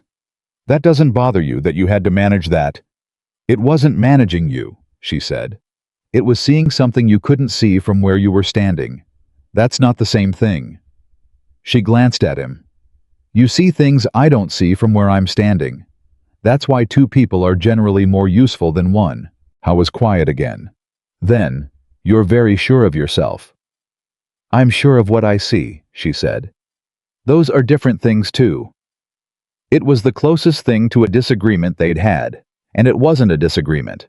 It was two people being honest about their own edges, and she found she was not uncomfortable with it at all. He almost smiled. Almost the corner of his mouth moved briefly in the way she had learned meant something registered with him that he found despite himself worth the admission. They stayed the night at the way station in separate rooms. Elizabeth lay on the narrow cot in the dark and listened to the building settle around her and thought about the documents in Price's safe and Whitmore's deputy and October 14th and all the things that were moving now that she and Samuel had set them in motion. And she thought about Samuel talking about his father. She thought about the way he said you came back at the fence post. She thought about the receipt she had watched him read twice before he folded it and put it in his coat pocket close to his chest. She thought about how a man becomes a silence and then stays a silence because the first time he opened a door, someone walked through it and did him harm, and the second time and the third, until the opening of doors stops being instinct and becomes something he has to decide consciously, weigh deliberately risk against the accumulated knowledge of how many times it has cost him. She thought about what it meant that he was deciding. She thought about what it meant that she was the reason he was deciding. She stopped thinking about it because she was not in the habit of moving toward feelings she hadn't yet examined properly. She turned on her side and closed her eyes and told herself to sleep. And sleep came slowly, and in the territory between waking and sleep, she felt something settle around her that she did not have a clean word for and did not try to name. They were 2 days from the ranch when the rider caught up with them. He came at a pace that meant something was wrong before he said a word. One of the younger hands from the ranch, a man named Foster, who had been on the property 2 years and was not given to alarm, and his horse was pushed hard, and his face was the face of someone who has been riding with bad news for hours and hasn't figured out how to deliver it yet. Samuel pulled the wagon to a stop. What happened? He said. Not a question. There was an accident at the north pasture, Foster said. He was breathing hard. 3 nights ago, the water channel at the north drainage blocked up ice from the early cold. It backed up fast, and nobody realized until the bank started to give. 4 of the hands were in the low area when it went. Samuel went very still. How many hurt? He said. 3, Foster said. Luke took the worst of it. He was at the base of the bank when it collapsed. Foster hesitated. His leg is bad, Mr. Hayes. Dale got the doctor out from town, but it's bad. Elizabeth felt the name land in her chest. Luke. The boy with the freckled face and the hands that had fumbled the fence wire. The boy whose father was dead and whose mother was waiting for his wages. She looked at Samuel. He had not moved, but something in him had moved, something underneath in the place where the containment ended and the actual man lived. His face was still. His hands on the reins were still, but his eyes had changed. Anyone else, he said. Ribs and a bad shoulder for 2 of the others. They'll heal. Luke is... Foster stopped again. Dale said you'd want to come back. We're already coming back, Samuel said. His voice was flat and certain, and he had the wagon moving again before Foster had fully finished turning his horse. Tell Dale we'll be there tomorrow evening, and tell him to keep the doctor on hand. Foster rode ahead. They drove in silence for a long moment. Then Samuel said very quietly, more to himself than to her, I should have had that channel checked before I left. You couldn't have known. I knew the early cold was coming in. I know that channel has a tendency to back up when the drainage is fast. He stopped. I knew, and I didn't check it because I was focused on Cheyenne. Elizabeth looked at him. Samuel, she said, you can't hold the whole ranch in your hands every hour of every day. That's not a failure, that's a ranch with 14 men on it and 100 things that can go wrong. Luke is 17, he said. She didn't answer. There was nothing to say to that would be the right thing, so she didn't say anything. She sat beside him on the wagon seat while he drove faster than he probably should have on a road in that condition, and she let him have the guilt, because it was his to carry, and it was real, and it would be an insult to his care for the boy to try to take it from him. But after 20 minutes, she said, "What can be done for him?" Samuel pulled a breath in. "It depends on how bad the leg is. If it's a break without damage to the bone, it'll mend with time. If it's worse..."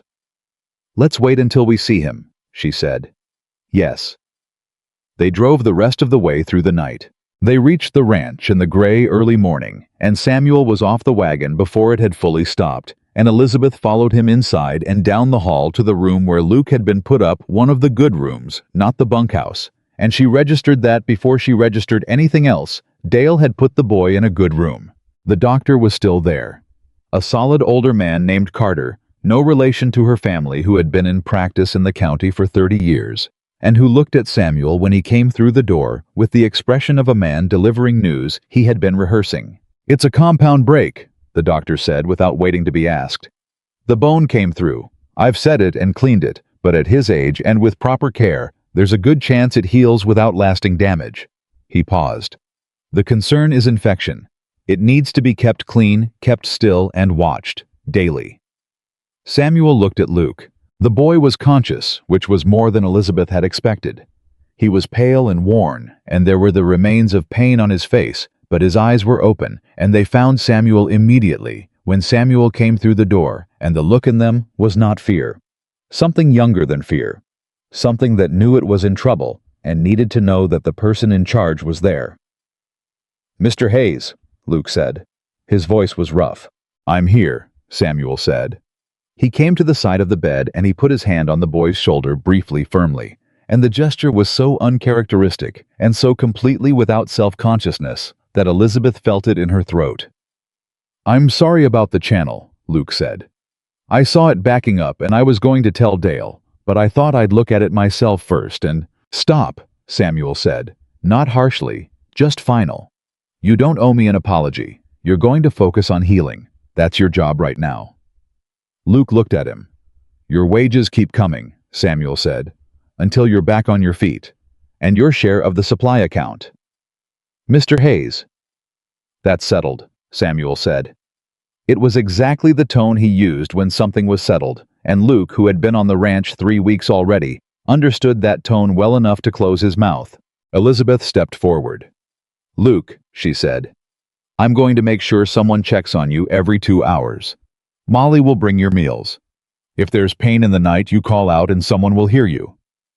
Luke looked at her with the particular expression of a 17-year-old boy who hasn't had a woman speak to him with direct practical care in a very long time. "Thank you, ma'am," he said.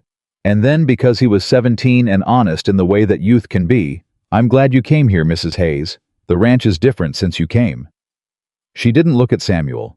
She squeezed Luke's hand briefly and stepped back and said she'd go tell Molly about the meal schedule, and she left the room before the fullness in her chest could become anything visible on her face. In the hallway, she leaned against the wall for exactly 5 seconds. "Different since you came." She pushed off the wall and went to find Molly. Over the following week, the ranch moved differently. Not because the work had changed, the same fence lines needed mending, the same cattle needed moving, the same equipment needed maintaining. But there was something altered in the atmosphere, a new frequency underneath the daily rhythm that Elizabeth noticed in the way the hands moved and spoke and looked at each other. She traced it back to what Samuel had said in Luke's room. He hadn't said it quietly or privately, or in a way that was meant for only Luke's hearing.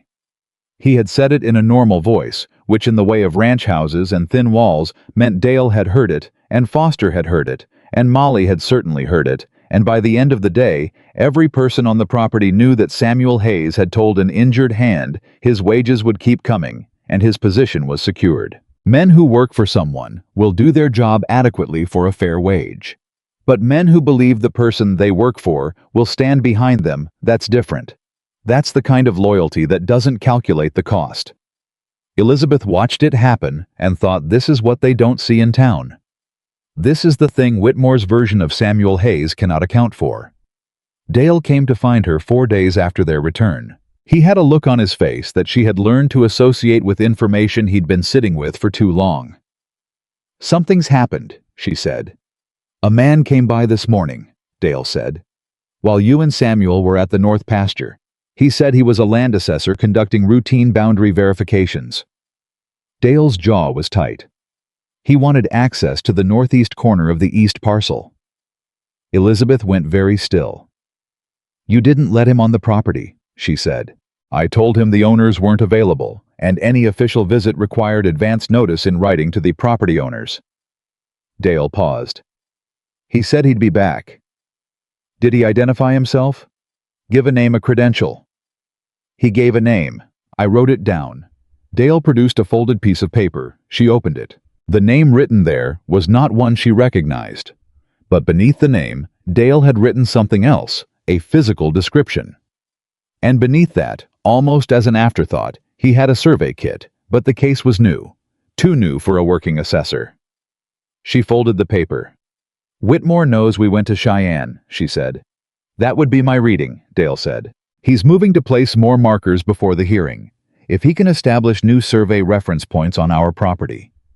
Before October 14th, he can argue the boundary adjustment is supported by multiple independent surveys." "Can he do that without our permission?" Dale said. "A legitimate assessor can access boundary lines with proper notice," she said. "But legitimate assessors give notice in advance. They don't arrive unannounced with new equipment." She looked at Dale. "We need people on the northeast fence line, every day until after the hearing. Anyone approaches that boundary without authorization in writing, they're turned away." Dale nodded. He was looking at her with the expression she had first seen at the wagon on her wedding day, the one that was equal parts respect and assessment, and it had settled fully into respect. "I'll put 2 men on it starting tonight," he said. "Good," she said. "And then, don't tell Samuel until this evening. He's with Luke, and I don't want him pulled away before the doctor finishes." Dale looked at her.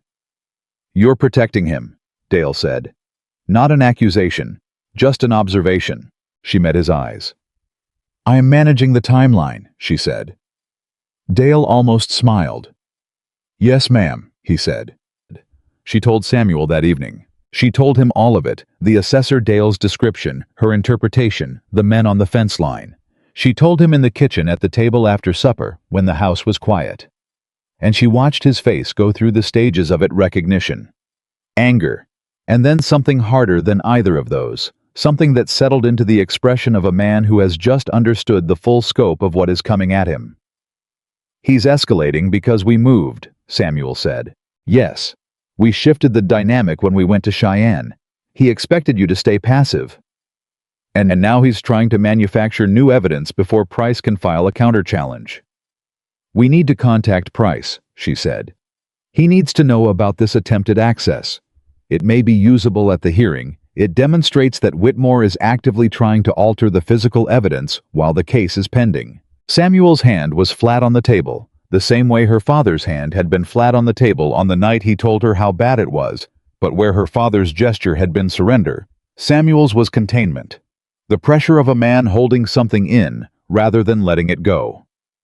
"He's not going to stop," Samuel said. "No," she agreed.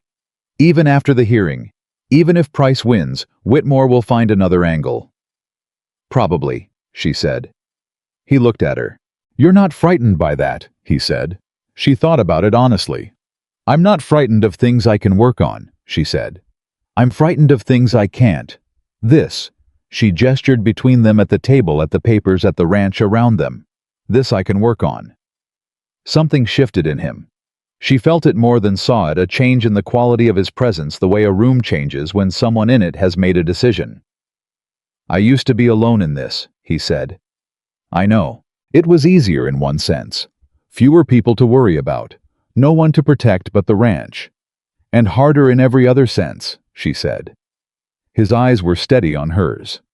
In the lamplight, they were less gray than she usually saw them, warmer the way light changes what it touches. "Yes," he said. "Harder in every other sense."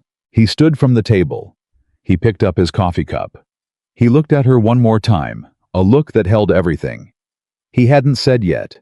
Everything he was still working toward, saying all the words that a man who spent his life in exact language hadn't found the exact language for. He went to the door, stopped.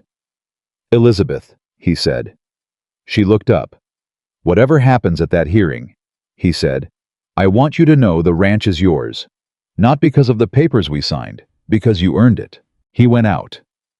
She sat at the kitchen table alone for a long time, with the lamp burning low, and the night quiet outside, and the weight of what he had just said settling through her layer by layer.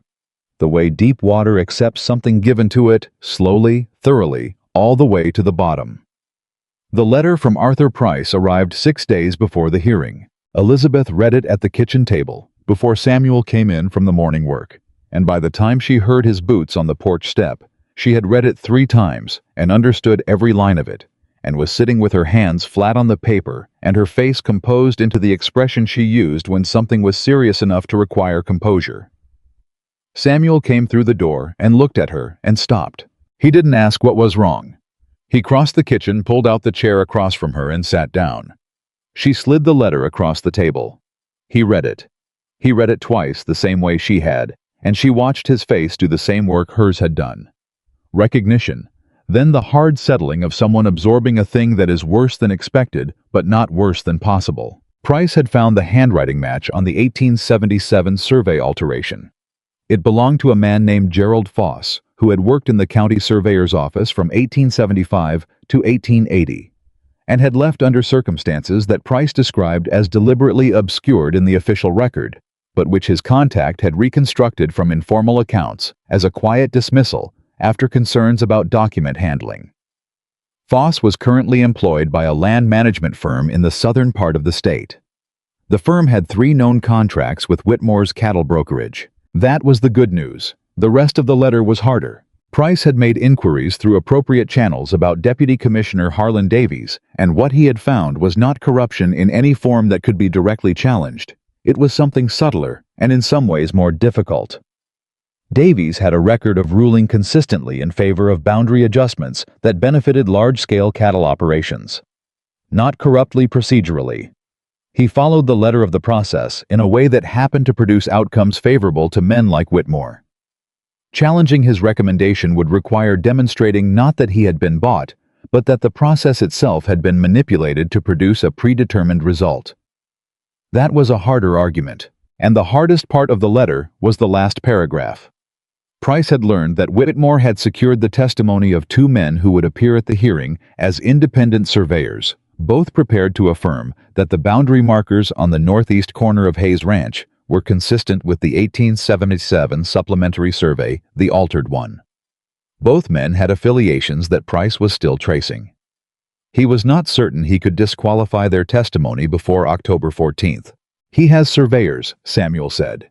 "Men who will say the false markers are the real ones," she said. "And the false survey supports the false markers. The whole thing is circular. Each piece of the fraud confirms every other piece. Can Price break it?" "He says he needs Thomas Benson," she said. "He needs someone who went through the same process, whose property was taken using the same method to establish the pattern. A pattern of fraud is harder to argue around than a single instance." Samuel set the letter down. "I sent word to Benson 3 weeks ago," he said. "I haven't had a reply." "I know." He looked at her. "If Benson doesn't come forward, then Price argues the document evidence alone," she said.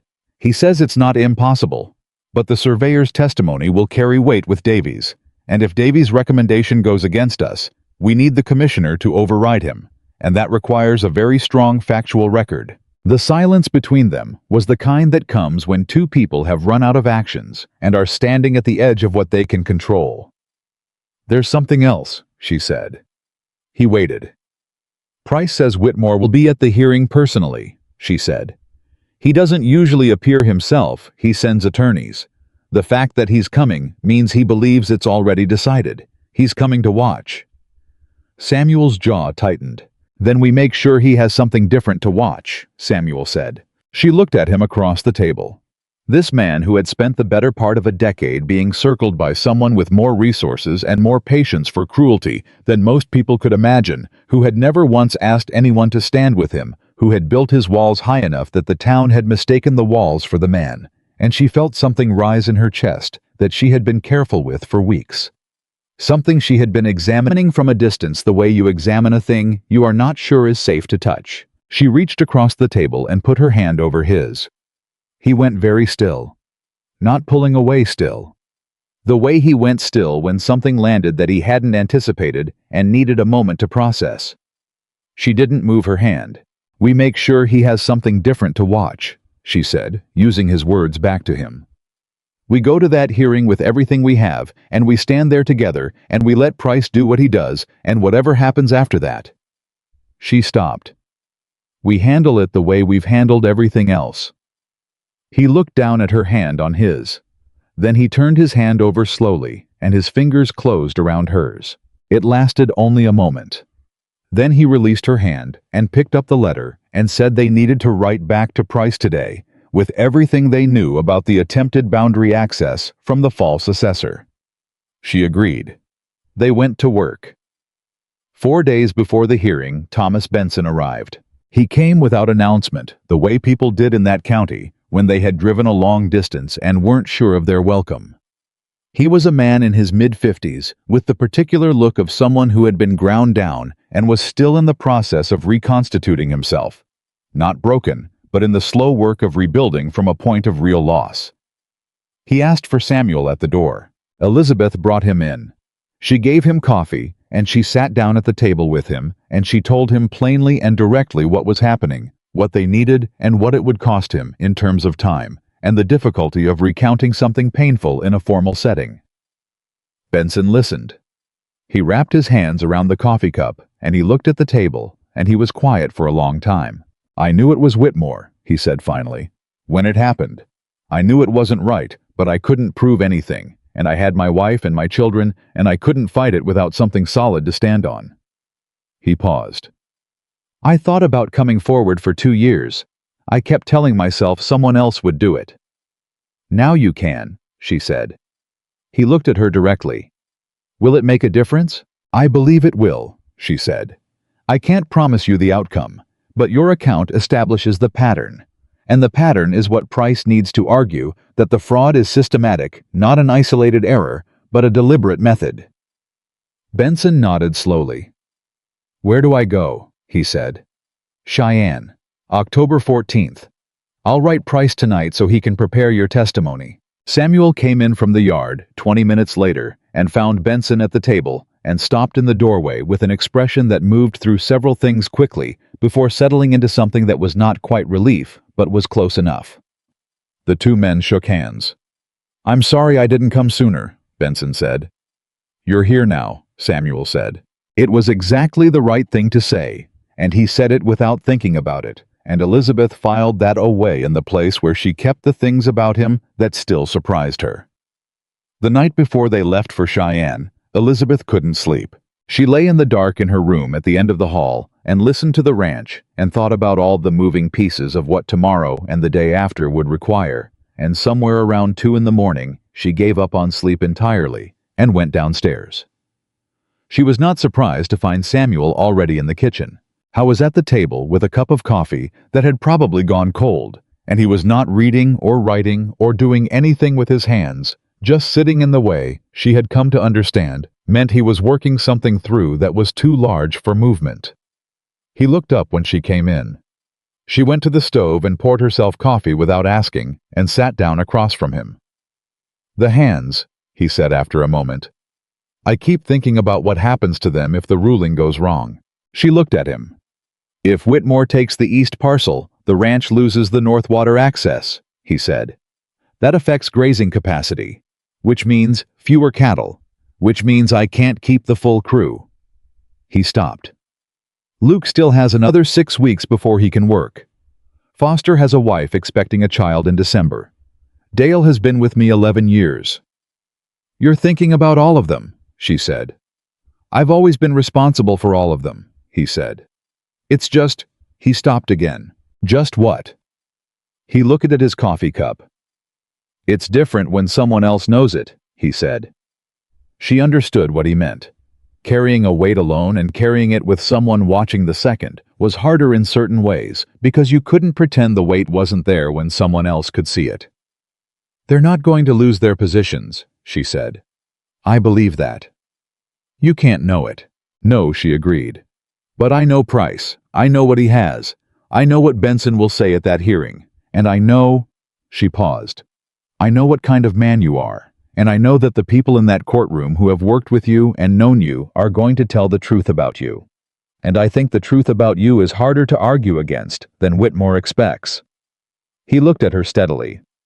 "The truth about me," he said quietly. "Yes." "And what is that?" She held his gaze. "That you are exactly who you appear to be," she said. "That when you say something you mean it. That when you make a promise you keep it. That you paid a dying man's doctor bills and didn't tell anyone. That you gave a boy who lost his father a wage and a position, and stood in his room when he was hurt, and told him not to apologize." She paused. "That you built this ranch with your father's hands and your own, and you have spent 10 years protecting it and the people on it without asking a single person to notice." She stopped. "That is who you are, Samuel. And tomorrow the people who know that are going to walk into a room and say so." The silence after that was very long. He was looking at her with an expression she had never seen on his face before. Not the controlled attention she was used to, not the measured calculation, not the careful containment. Something open. Something that had the quality of a door standing ajar that has been shut for a very long time. "I don't know how to—" he started. He stopped. She waited. "I spent a long time deciding that this—" He gestured a small movement that seemed to mean the ranch himself. "Everything was enough. That this was what I had, and I didn't need anything that required me to—" He stopped again. "To trust someone," she said. "To need someone," he said. "There's a difference." "Tell me the difference." He looked at her for a long moment. "Trusting someone," he said carefully, "is a decision you make with information. You look at what they've done, how they've acted, whether they've been honest with you. It's something you can reason toward." He paused. "Needing someone is different. It's not a decision. It arrives without being invited, and it doesn't care whether you're ready for it." The kitchen was very quiet. "And has it arrived?" she said. Her voice was steady. She had learned his language direct, exact, without decoration, and she used it now because it was the only language in which this conversation could happen honestly. He held her gaze. "Yes," he said. She breathed. "Good," she said. He almost smiled, the full version of the almost smile, closer than she had ever seen it come. And then he picked up his coffee cup and looked at it and said the coffee was cold, and she said she would make more, and she got up and went to the stove, and the moment settled around them both, like something that had always been there waiting to be acknowledged. They left for Cheyenne before dawn. The hearing room at the County Land Commissioner's office was smaller than Elizabeth had expected for a proceeding of this weight, and fuller than Whitmore had probably planned for. She had asked Dale to send word to Mrs. Alderman. She had not asked Dale to do anything beyond that, but Dale had apparently taken his own initiative, because when they arrived at the building on the morning of October 14th, there were people waiting outside that she recognized, and people she didn't. She recognized Mrs. Alderman, and beside her 3 men, she didn't know who had the look of ranchers, weathered, practical, dressed in their best clothes, the way men dressed when they were going somewhere that required it. She recognized one of Samuel's oldest hands, a man named Porter, who had retired from the ranch 2 years ago and had come. She had no idea how he'd heard or how he'd gotten there. She saw Thomas Benson standing to one side, and beside him a woman who must have been his wife. She saw 2 other couples she didn't recognize standing close together with the expressions of people who had driven a long way for something that mattered to them. Samuel stopped when he came around the corner and saw them. He stood very still. Dale materialized at his elbow. "I may have sent a few more letters than you knew about," Dale said. Samuel looked at him. "They all wanted to come," Dale said. His voice was entirely level. "I couldn't tell them no." Something happened in Samuel's face that was unlike anything Elizabeth had ever seen there. It lasted only a second, a crack in the foundation of the containment, a single unguarded moment of a man confronted with something he genuinely did not know how to receive. Then he pulled in a breath, and he straightened, and he said, "Thank you, Dale," in a voice that was lower than usual and had something at the bottom of it that neither of them acknowledged. Dale nodded once and went to speak to the group. Elizabeth stood beside Samuel. "I didn't tell him to do that," she said quietly. "I know," he said. He did it because he wanted to.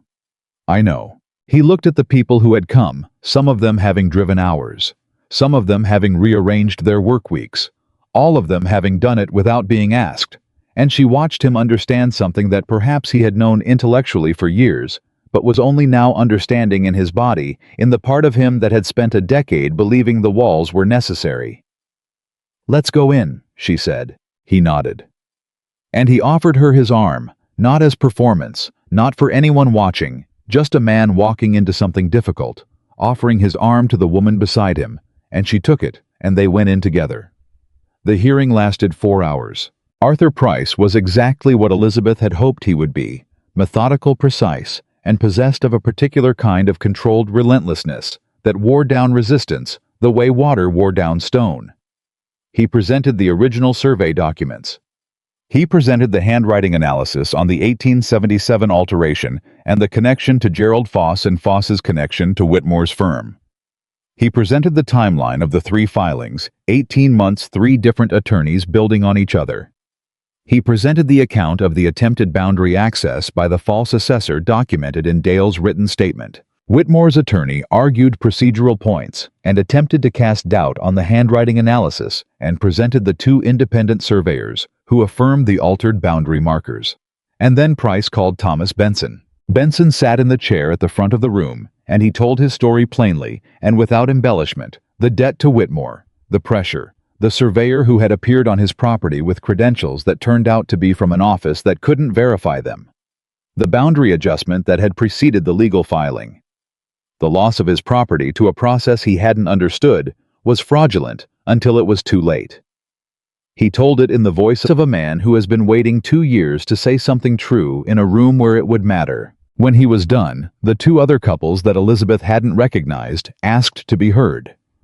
The commissioner, a heavy-set man named William Park, who had the expression of someone who had come expecting a routine dispute and was recalibrating rapidly, allowed them to speak. They were not ranchers. They were a farmer and his wife from the west side of the county, and a widow who had owned a small parcel adjacent to Whitmore's southern cattle grounds. Both of them had lost portions of their properties to boundary adjustments in the past 4 years.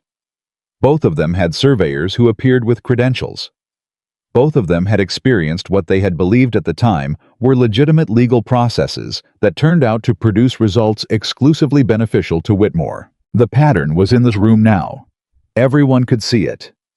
Whitmore sat at his table with his attorneys, and his expression had changed approximately 40 minutes into the proceedings, shifting from the satisfied certainty of a man watching a predetermined conclusion confirm itself into something more careful and more watchful. Elizabeth tracked it from her seat in the row behind Samuel. She watched Whitmore watch the hearing, and she watched him understand that the room had turned. At the midpoint of the proceedings, Price made a motion. He asked not only that the 3 filings against Hayes Ranch be dismissed, but that the altered 1877 survey document be submitted to the State Attorney General's office as evidence of a systematic pattern of land fraud requiring formal investigation. Whitmore's lead attorney objected loudly. Commissioner Park listened to the objection. He looked at the documents on the table in front of him. He looked at the people in the room. He overruled the objection. Elizabeth felt Samuel's hand on hers brief firm, and then it was gone, and she wasn't sure he was entirely aware he had done it. At the 2-hour mark, Deputy Commissioner Davies submitted his recommendation in writing to the commissioner. Elizabeth watched Park read it. She watched his expression do very little. She couldn't tell which way it had gone. Park called a recess. The recess lasted 40 minutes. They waited in the hallway. Samuel Elizabeth Price, Dale Benson, and the assembled group of people who had driven hours to stand in a government hallway and wait with them. Mrs. Alderman talked quietly with Benson's wife. Porter, the retired hand, stood with his arms crossed and his face set in the expression of a man determined not to communicate anxiety. Luke was not there, still too injured to travel, but Molly had told Elizabeth that morning that Luke had asked her to tell Mr. Hayes he would be pulling his weight at the north fence again before Christmas, which was exactly the kind of thing Elizabeth had stored away to tell Samuel later. Price came to stand beside her. "Davies recommended in Whitmore's favor," he said quietly, just to her. She felt it land. But, she said, because Price's voice had the tone of something not finished. But the commissioner is not obligated to follow the recommendation, Price said. And the volume of testimony today, combined with the document evidence, gives him substantial grounds to override. The question is whether he's willing to publicly contradict Davies. He paused. Park is not a man who enjoys confrontation, but he is also not a man who enjoys being on the wrong side of a well-documented case. He looked at her steadily. I don't know which instinct wins. She nodded. She went to Samuel. He was standing a few feet away from the main group in the particular way he stood when he was thinking and didn't want to be read. She came and stood beside him without requiring anything. After a moment, he said, Davies went against us. Yes, she said. Price told me. Then it's the commissioner's decision. Yes. He was quiet. Then, what's your reading? She thought about it honestly. She thought about the way Park had looked at the documents, the way he had listened to Benson, the way his expression had shifted during the widow's testimony. I think he's a careful man, she said. And careful men who see what he saw today don't easily put their names on the wrong side of it.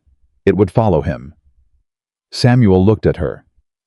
I think we have a good chance, she said. I can't promise it, but I think we have a good chance.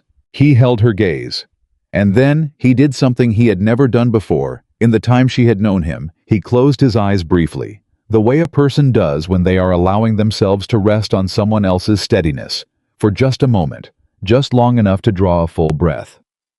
Then he opened them again. Whatever happens, he said. Whatever happens, she agreed. They were called back in 20 minutes later. Commissioner Park sat at the head of the room and arranged his papers and looked out at the assembled people and began to speak. He spoke for 12 minutes. He reviewed the evidence. He noted the handwriting analysis and the Foss connection.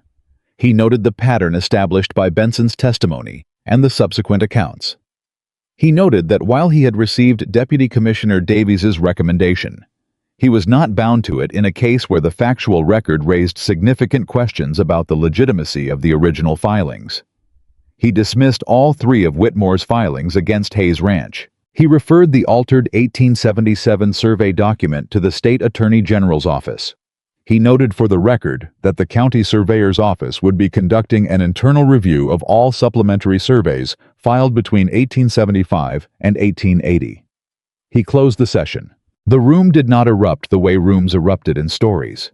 It shifted, there was a release of held breath and a sound of people moving, and someone behind Elizabeth said something quiet that she didn't catch, and she felt Samuel go very still beside her. The stillness not of shock, but of a man receiving something he has been fighting for so long that the arrival of it requires a moment to accept. She turned to look at him. His face was composed, controlled. The face he showed the world. But his eyes, when they met hers, his eyes were not controlled. They held everything that the face was holding back, and she saw it all, and she let him see her see it, and neither of them looked away. It's done, she said quietly. Yes, he said. Price appeared at his elbow, extending his hand. Samuel shook it. The Attorney General inquiry will take time, Price said. Whitmore's attorneys will contest the referral. But his methods are on the public record now. That matters. It matters, Samuel agreed. I'll be in touch about the formal dismissal documents, Price said. Likely within the week. He moved away to speak with Benson, and Samuel and Elizabeth were briefly in a pocket of relative quiet in the shifting room. Whitmore was leaving. Elizabeth watched him. He moved through the door with his attorneys, and he did not look around the room, and she understood that the not looking was its own kind of acknowledgement. The behavior of a man who knows that meeting the eyes of the people in a room he has just lost would cost him something he wasn't prepared to spend. He's not finished, Samuel said. He was watching Whitmore too. No, she agreed. He'll find another angle. Probably. And we'll deal with it when he does, Samuel said. She looked at him. He was still watching the door where Whitmore had gone out, and his expression was not triumphant. She would have been surprised if it were. It was the expression of a man who has won a significant battle and is already looking at the larger terrain. We'll deal with it, she said. The word landed between them, and neither of them moved to clarify it. In the hallway, Mrs. Alderman embraced Elizabeth with the warmth of a woman who had been hoping for this outcome for years longer than she'd known Elizabeth. Porter shook Samuel's hand and held it for an extra moment, and said something Elizabeth didn't catch that made Samuel nod slowly, with the expression of a man accepting something that is offered with good faith. Benson came to find them before he left with his wife. "It won't give me my property back," he said. He said it without bitterness, just honestly. "No," Samuel said. "I know. But it might stop it happening to someone else." "That's the idea," Samuel said. Benson nodded. He looked at Elizabeth. "Your wife is—" He paused, searching for the right word. "I know," Samuel said quietly. And the way he said it, preempting the description, not because he didn't want to hear it, but because he already knew, because he had known for some time, because the knowing had settled into him, the way things settle when they have found the place they belong, made Elizabeth feel the word land somewhere below language. Benson shook both their hands and went to find his wife, and they watched him go. And in the particular quiet of that moment, surrounded by the dispersing room and the late afternoon light coming through the windows, Samuel turned to Elizabeth. "I want to go home," he said. "Just that. Not to the ranch. Not to the property. Home." She looked at him. "So do I," she said. They drove out of Cheyenne as the sun was going down. Dale and the hands ahead of them, Benson and his wife on their own road, and Samuel and Elizabeth alone on the wagon seat in the particular silence that was not absence but fullness, the silence of two people who have said enough that the silence itself can carry the rest. After an hour he said, "You stayed." She understood what he meant. Not the staying in the house, not the staying through the legal work. The staying that was the deeper thing, the choosing to be present in a way that the papers hadn't required and the arrangement hadn't demanded. "I told you," she said. "When I say I do, I mean it." He was quiet for a moment. "Even knowing what you were saying it to," he said. "Even then." She looked at his profile in the failing light. The jaw, the gray eyes on the road, the hands on the reins that were her most reliable text for reading him. "Especially then," she said. The wagon rolled on through the early dark, and somewhere in the space between the leaving and the arriving, the thing that had been building between them since the night she read a newspaper at the bottom of a drawer and understood who he really was, reached its quiet, certain conclusion, not with dramatic declaration or the kind of moment that announced itself, but the way true things often arrive, simply, completely, without requiring any further proof. He reached over without looking at her and took her hand on the seat between them. He did not let go. She did not pull away. They rode the rest of the way home, like that, side by side. Hands joined the ranch waiting ahead of them in the dark, and neither of them said anything else because nothing else needed to be said. They came home to the ranch in full dark, and the lamps were already lit. That was the first thing Elizabeth noticed when the wagon came through the gate. Every window on the ground floor was glowing, which meant Molly had stayed late, which meant word had somehow reached the ranch ahead of them, which meant Dale had sent a rider before they left Cheyenne. She looked at Dale's back where he rode ahead of the wagon and felt a wave of affection for him that she didn't try to contain. The second thing she noticed was Luke. He was on the porch. I had no business being on the porch. The doctor had been clear that the leg needed rest and elevation for another 4 weeks minimum, and the stairs from his room to the front door represented exactly the kind of effort that rest and elevation were meant to prevent. He was standing with his weight on the good leg and his hand on the porch post, and he was watching the wagon come through the gate with the expression of a boy who has been tracking the sound of hoofbeats for the past 20 minutes and is trying very hard not to look like that's what he's been doing. Samuel saw him at the same moment Elizabeth did. He stopped the wagon. "Luke Forrest," he called out. His voice was not angry. It was the voice of a man who needs to perform a certain amount of authority while actually feeling something entirely different.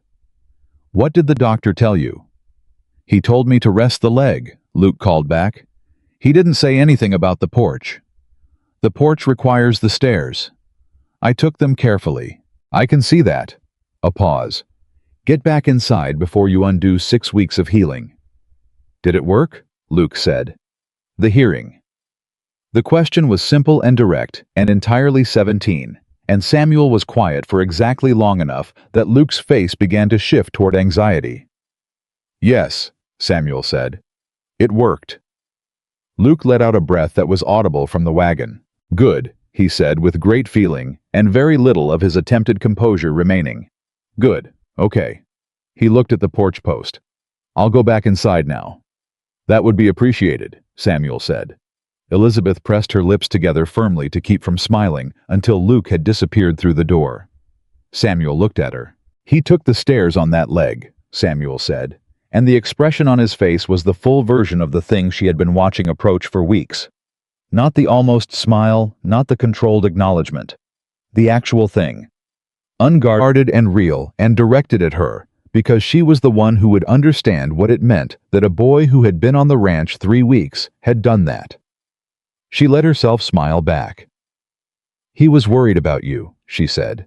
Samuel looked at the door where Luke had gone in. "I know," he said, and his voice had something in it that he didn't attempt to flatten. He helped her down from the wagon. He did not release her hand immediately after she stepped to the ground. He held it for one extra moment, deliberate present, and then he let go and went to help Dale with the horses, and she went inside, and the ranch settled around her like something that had always known she belonged in it. Molly had supper waiting, and she had clearly been crying, though she had done her best to compose herself, and when Elizabeth came through the kitchen door, Molly said, "Mrs. Hayes," in a voice that wavered, and then threw her arms around Elizabeth with the unself-conscious force of a girl who was still young enough not to calculate the propriety of it first. Elizabeth held her for a moment. "We're all right," she said. "Everything's all right." Molly pulled back and wiped her face with the back of her wrist and said, "Dale sent word 2 hours ago, but he just said you were coming home, and I didn't know what that meant, and I've been—" "It means we won," Elizabeth said. Molly covered her mouth with both hands. "Sit down before you fall down," Elizabeth said with affection, and Molly laughed through what was clearly not just relief, but weeks of accumulated tension, breaking open all at once. And Elizabeth thought about how many people in this house had been carrying this without complaint, without being asked, simply because it mattered to them. She thought Whitmore spent years trying to make Samuel into a man without allies. She looked around this kitchen at Molly, at the lit lamps at the supper on the stove, kept warm for people coming home, and she thought he failed. The formal dismissal documents arrived from Price 8 days later, and with them a letter that contained information none of them had expected. Price wrote that in the process of the State Attorney General's preliminary inquiry, which had moved with unusual speed, suggesting the Attorney General's office had been watching Whitmore's operations for longer than anyone had known, Gerald Foss had been located and questioned. Foss, faced with the handwriting evidence and the connection to 3 separate fraudulent surveys, had made a decision that Price described in the careful language of a man who had seen this before, but was still slightly surprised when it happened. Foss had agreed to cooperate. He had named names. Not just Whitmore, the man who had hired him, the man who had directed the alterations, but others. A clerk in the county surveyor's office, who had facilitated the filing of altered documents.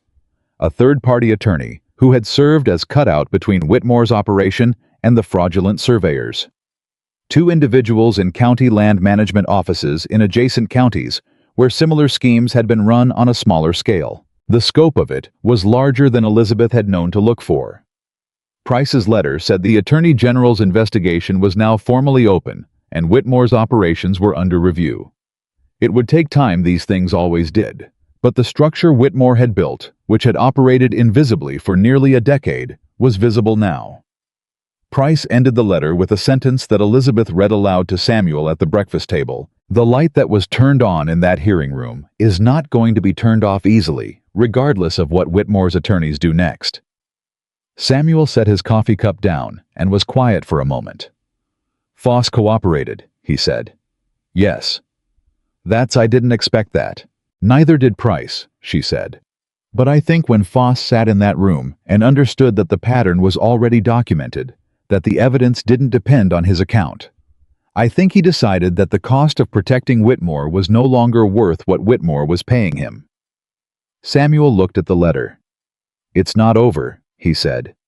"Whitmore has lawyers who are very good at making things take a long time." "No," she agreed. "It's not over. but the ground shifted. He picked up his coffee cup. "The ground shifted," he said, and there was something in his voice that was not quite satisfaction. Something quieter and more durable than satisfaction. The sound of a man who has been fighting a long war and has just watched the front line move for the first time in the right direction. "What do you want to do today?" she asked. He looked at her across the table. The question was ordinary, the kind of question asked at breakfast tables across the county every morning, and that was precisely why it landed the way it did. The ordinary weight of it. The assumption of continuity. What do you want to do today implied tomorrow and next week and the season after. "I want to check the north drainage," he said. "Dale and I have been saying we need to rebuild that channel bank before winter hits fully." "Then let's do that," she said. He looked at her. "You want to check the drainage channel," he said. "I want to know the ranch," she said simply. "All of it." He studied her for a moment. "You already know most of it," he said. "I know the books," she said. "I know the accounts and the schedules and the supply lines. I want to know the land." Something in his face settled into a warmth that was entirely unguarded and entirely his, not performed, not managed, just real. "All right," he said, after breakfast. They spent the morning at the north drainage, and she learned more in those 3 hours than she had learned in weeks of ledgers, learned the way the land spoke to a man who had grown up on it, the way Samuel moved across it with the particular ease of someone reading a language in the ground itself. He told her about the water table, about which sections held moisture through the dry months, about the rock formation in the northeast corner that his father had used as a survey reference point 40 years before it appeared in any legal document. He talked more than she had ever heard him talk. Not in the nervous way of someone filling silence because the silence felt threatening, in the way of a man who had been holding something in a closed room and had finally opened the window, letting air in, letting the held thing move. She asked questions, and he answered them, and she noticed that her questions made him think differently about things he had known for so long. They had become invisible to him, and that this pleased him in a way he didn't try to conceal. At one point, standing at the edge of the rebuilt drainage bank, he said, "My father would have liked you." She looked at him.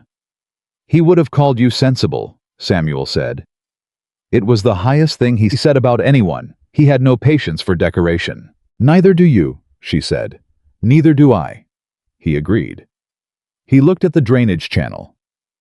He would have asked you 20 questions about the Carter farm before he said anything else. He collected information about how things worked. He paused. "He was the person I most wanted to be like for most of my life." "I think you succeeded," she said. He looked at her. "More than you know," she said. I was quiet for a moment.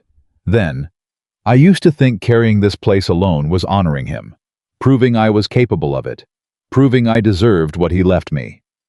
He looked out at the land. "I think I confused carrying it alone with earning it." "And now," she said. He looked back at her. "Now I think he would have told me I was being a fool," he said with a directness that was so characteristically Samuel that she felt it like something warm pressing against her ribs. "And that the point of building something worth having is sharing it." She held his gaze. "He sounds like a wise man," she said. "How was?" Samuel said. And then after a pause, "I'm glad you're here, Elizabeth. I want you to know that.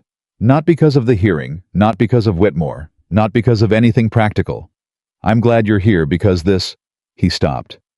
He looked at the land and then back at her, and she could see him working toward something in the way he always worked toward the things that mattered carefully, exactly refusing to say it wrong. "Because this is real now in a way it wasn't before. The ranch is real. The days are real. He stopped again. "You're real," she said quietly. He looked at her. "Yes," he said. She reached up and put her hand against his face, her palm against the jaw. She had studied for months, the jaw that told her things he hadn't learned to say yet, and he went still. The way he always went still when something arrived that he hadn't prepared himself for, and she felt the stillness shift under her hand into something that was not stillness at all, but the opposite of it.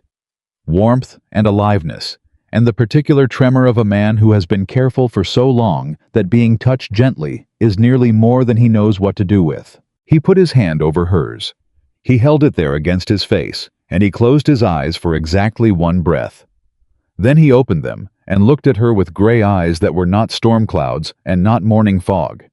They were clear, completely clear, the way sky looks after a long rain when everything in the air has finally come down and what's left is just the pure fact of it. "I love you," he said.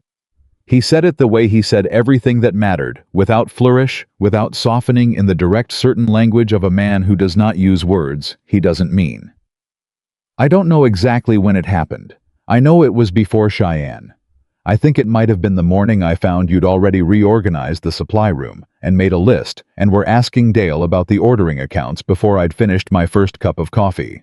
She laughed a real laugh, sudden and warm. He looked at her with an expression that was so close to wonder it made her breath catch. "I don't make you laugh very often," he said. "You do," she said. "You just don't always know when you're doing it." He took her hand from his face and held it in both of his.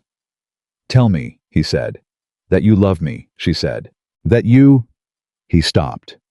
He looked at her with the gray eyes and the jaw and the 20 years of walls and the boy at the fence wire and the kitchen window that didn't latch and the coffee brought to the study and the word home said in a parking lot outside a hearing room in Cheyenne.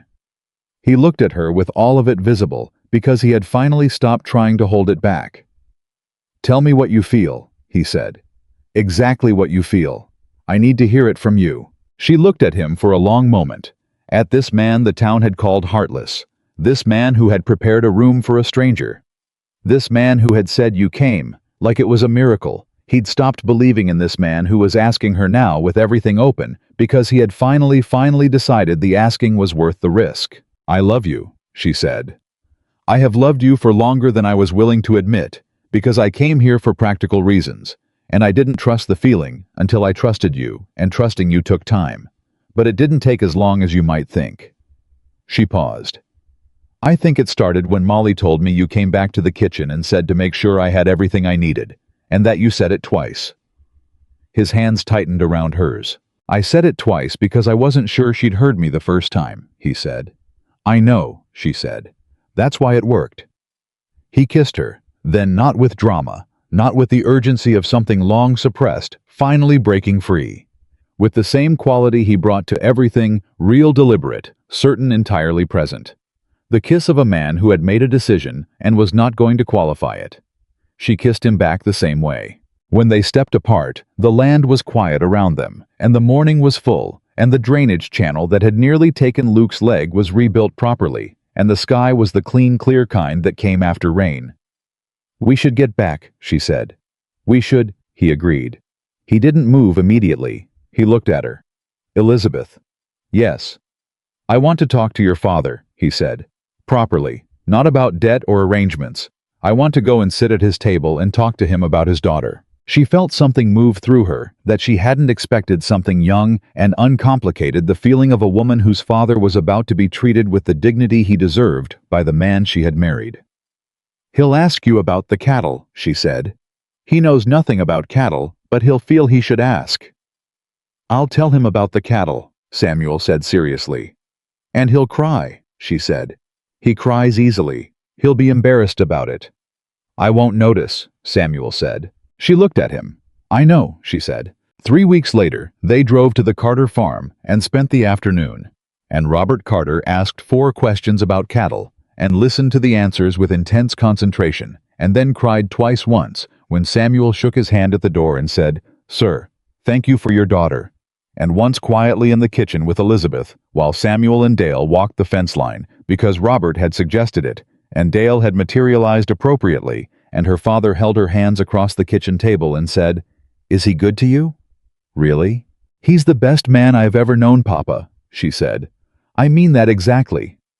Robert squeezed her hands and nodded, and she could tell that the shape of the last year, the debt, the desperation, the agreement she had signed to save his farm, had been sitting on his chest like a stone, and she could tell that it was lifting now. "I was so afraid," he said. "When you went to that ranch, I was so afraid I'd done wrong by you." "You gave me a chance to find him," she said. "That's not wrong." Her father looked at her for a long moment, And then he smiled the full, unguarded smile of a man who has been relieved of a weight he'd carried in secret, and she felt the rightness of it down to the ground. The Attorney General's investigation moved forward through the winter steadily, and without the drama that Whitmore's attorneys tried to inject at every turn. Price wrote regularly, updating them in his precise, slightly dry way that conveyed both the complexity of what was unfolding and his personal satisfaction in each incremental step. By December, Foss had given full testimony in Cheyenne. By January, 2 of the men he named had been formally charged. Whitmore himself was not charged in January or February. But the machinery was moving, and Price said the machinery would arrive where it was going. What changed in the county happened in a different way, slower and more durable than any legal ruling. It happened in the way people talked, and the way they stopped talking in certain ways, and the way the version of Samuel Hayes that Whitmore had spent years constructing began piece by piece to come apart. It happened because of the hearing. Because 20 people had sat in that room and watched the evidence laid out, and they had gone home and told their neighbors what they saw. It happened because Thomas Benson talked, and the widow talked, and the farmer and his wife talked, and each of those conversations was a brick pulled out of the wall Whitmore had built around Samuel's reputation. It happened most powerfully in the small moments. The afternoon. Samuel rode into Red Willow for supplies, and the blacksmith, Gerald of the January Iron, and the cold assessment stopped him at the door of the general store and said with the somewhat uncomfortable directness of a man who knows he owes something and is paying it, "I said things about you that I shouldn't have said. I believed a man who turned out to be a liar. I'm sorry for that." Samuel looked at him for a moment. "You weren't the only one," he said, "and you had no reason not to believe him." "I could have asked you," Gerald said. "You could have," Samuel said. "I probably wouldn't have told you much. I wasn't in the habit of explaining myself." Gerald looked at him. "Are you now?" Samuel considered this with the seriousness he gave every genuine question. "I'm working on it," he said. Gerald nodded slowly. He held out his hand. Samuel shook it. Elizabeth heard about it from Dale, who had witnessed the exchange, and she stored it in the particular place where she kept the moments of Samuel Hayes becoming visible to the world that had misread him for a decade. Luke was back on the fence line by the first week of December. Not full work. The doctor was firm about that, but light duty, which Luke interpreted as broadly as possible. He had written to his mother in November, a letter Elizabeth had not read, but had seen him laboring over at the kitchen table for 2 evenings, and whatever. The letter said his mother had written back 4 pages in handwriting so small it must have taken her an entire afternoon. He gave the letter to Elizabeth without comment the morning after it arrived. She read it. Luke's mother was a woman named Clara, different from the Clara who had kept the household before Elizabeth, which was the kind of coincidence that Wyoming seemed to produce without apology. And she wrote the way women wrote when they were being careful with very large feelings. She thanked God. She said she had prayed. She said she thanked the people at that ranch, Mrs. Hayes in particular, whose name Luke had mentioned multiple times in his letters, and she said she hoped one day to come and shake their hands, because her boy had found people worth working for. Elizabeth folded the letter carefully and held it for a moment. She went to find Samuel. She gave him the letter without explanation. He read it. He folded it. He gave it back to her, and he said nothing, but he put his hand on the back of her neck briefly, a small gesture private and warm, and then he went back to what he had been doing. She stood for a moment where he had left her, feeling the weight of the gesture, and the weight of the letter, and the weight of the whole extraordinary accumulation of things that had arrived in her life since the morning she signed her name on a piece of paper across the table from a man she had never met. Christmas came to Hayes Ranch for the first time in years with something that had not been there before, not decoration. There were no elaborate preparations, no garlands or expensive ornaments.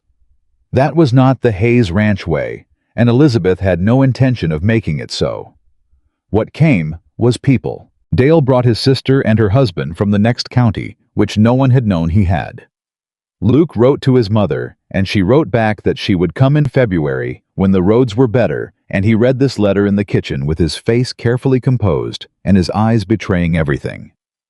Molly's parents came for supper on Christmas Eve, and her father and Samuel spent an hour in the study, talking about weather patterns and cattle grazing rotations, and came out looking like they had known each other for years. Mrs. Alderman and her husband drove over on Christmas afternoon. Elizabeth's father came and stayed 3 days. The house was full. In a way, it had not been.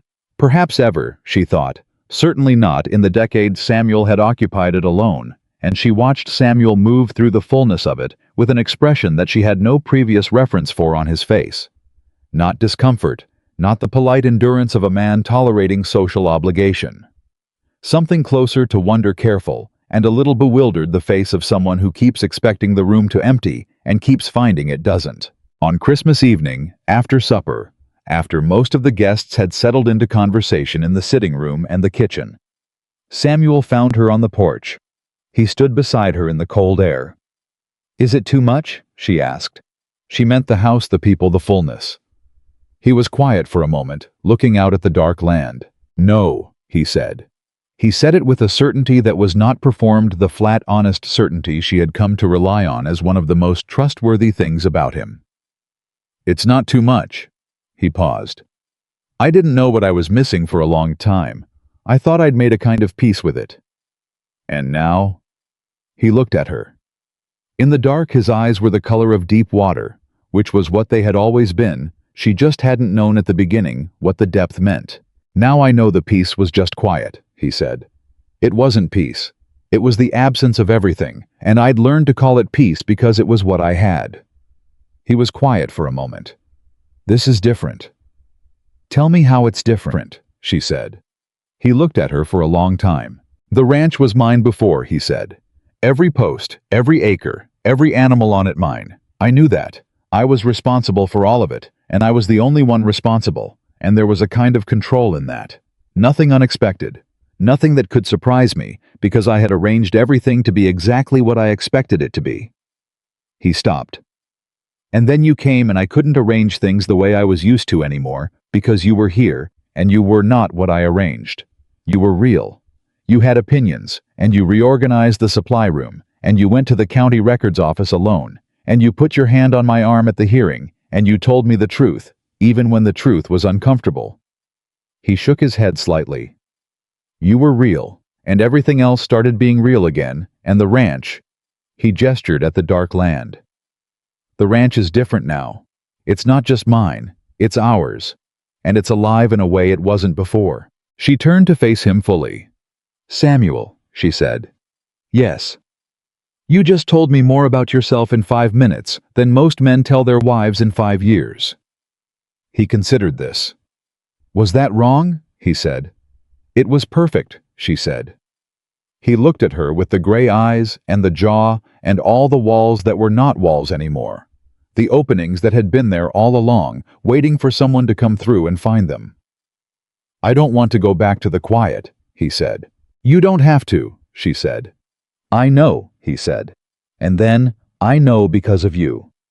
She put her arms around him there on the porch in the cold air, with the lit house behind them, and the land stretching out dark in every direction, and he put his arms around her in return, with the same quality he brought to every real thing, fully, without reservation, without calculating the cost.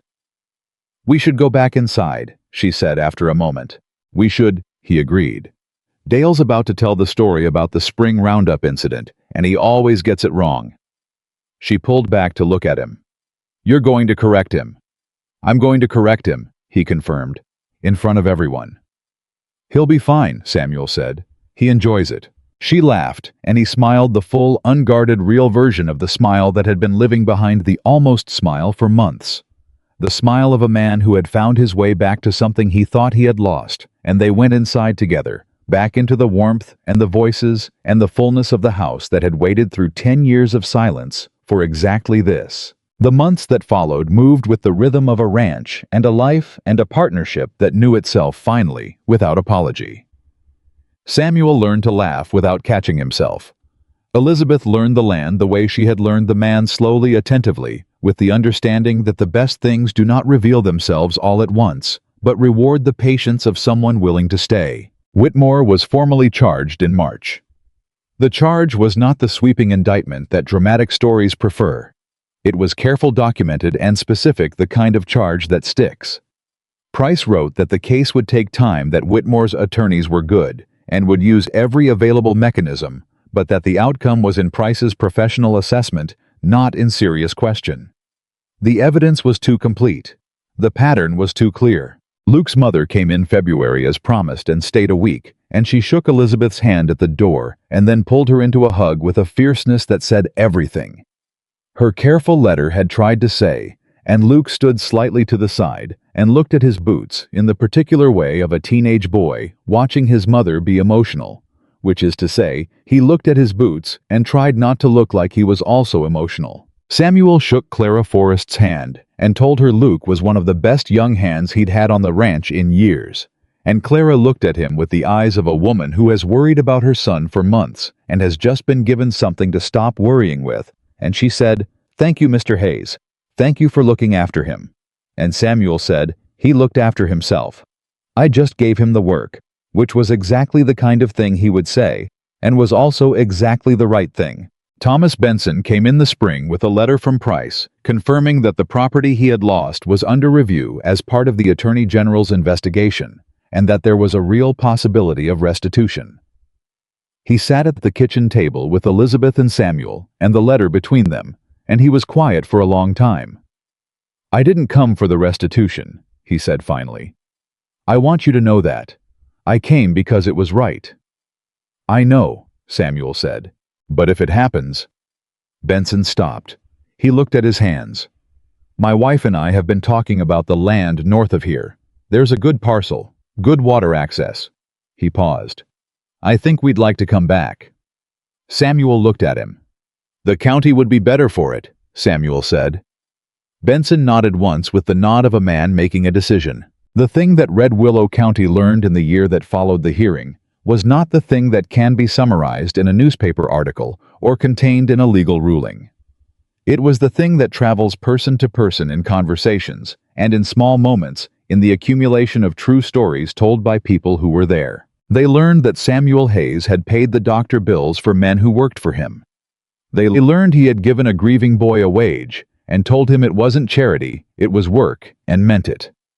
They learned he had gone to Thomas Benson before any of it became a legal case and offered him fair value for land that was already being taken and had helped the family move and had never told anyone, because telling anyone would have required explaining his reasoning to people who had already decided who he was. They learned that the woman who had married him had found all of this out by staying, by paying attention, by trusting what she saw over what she had been told.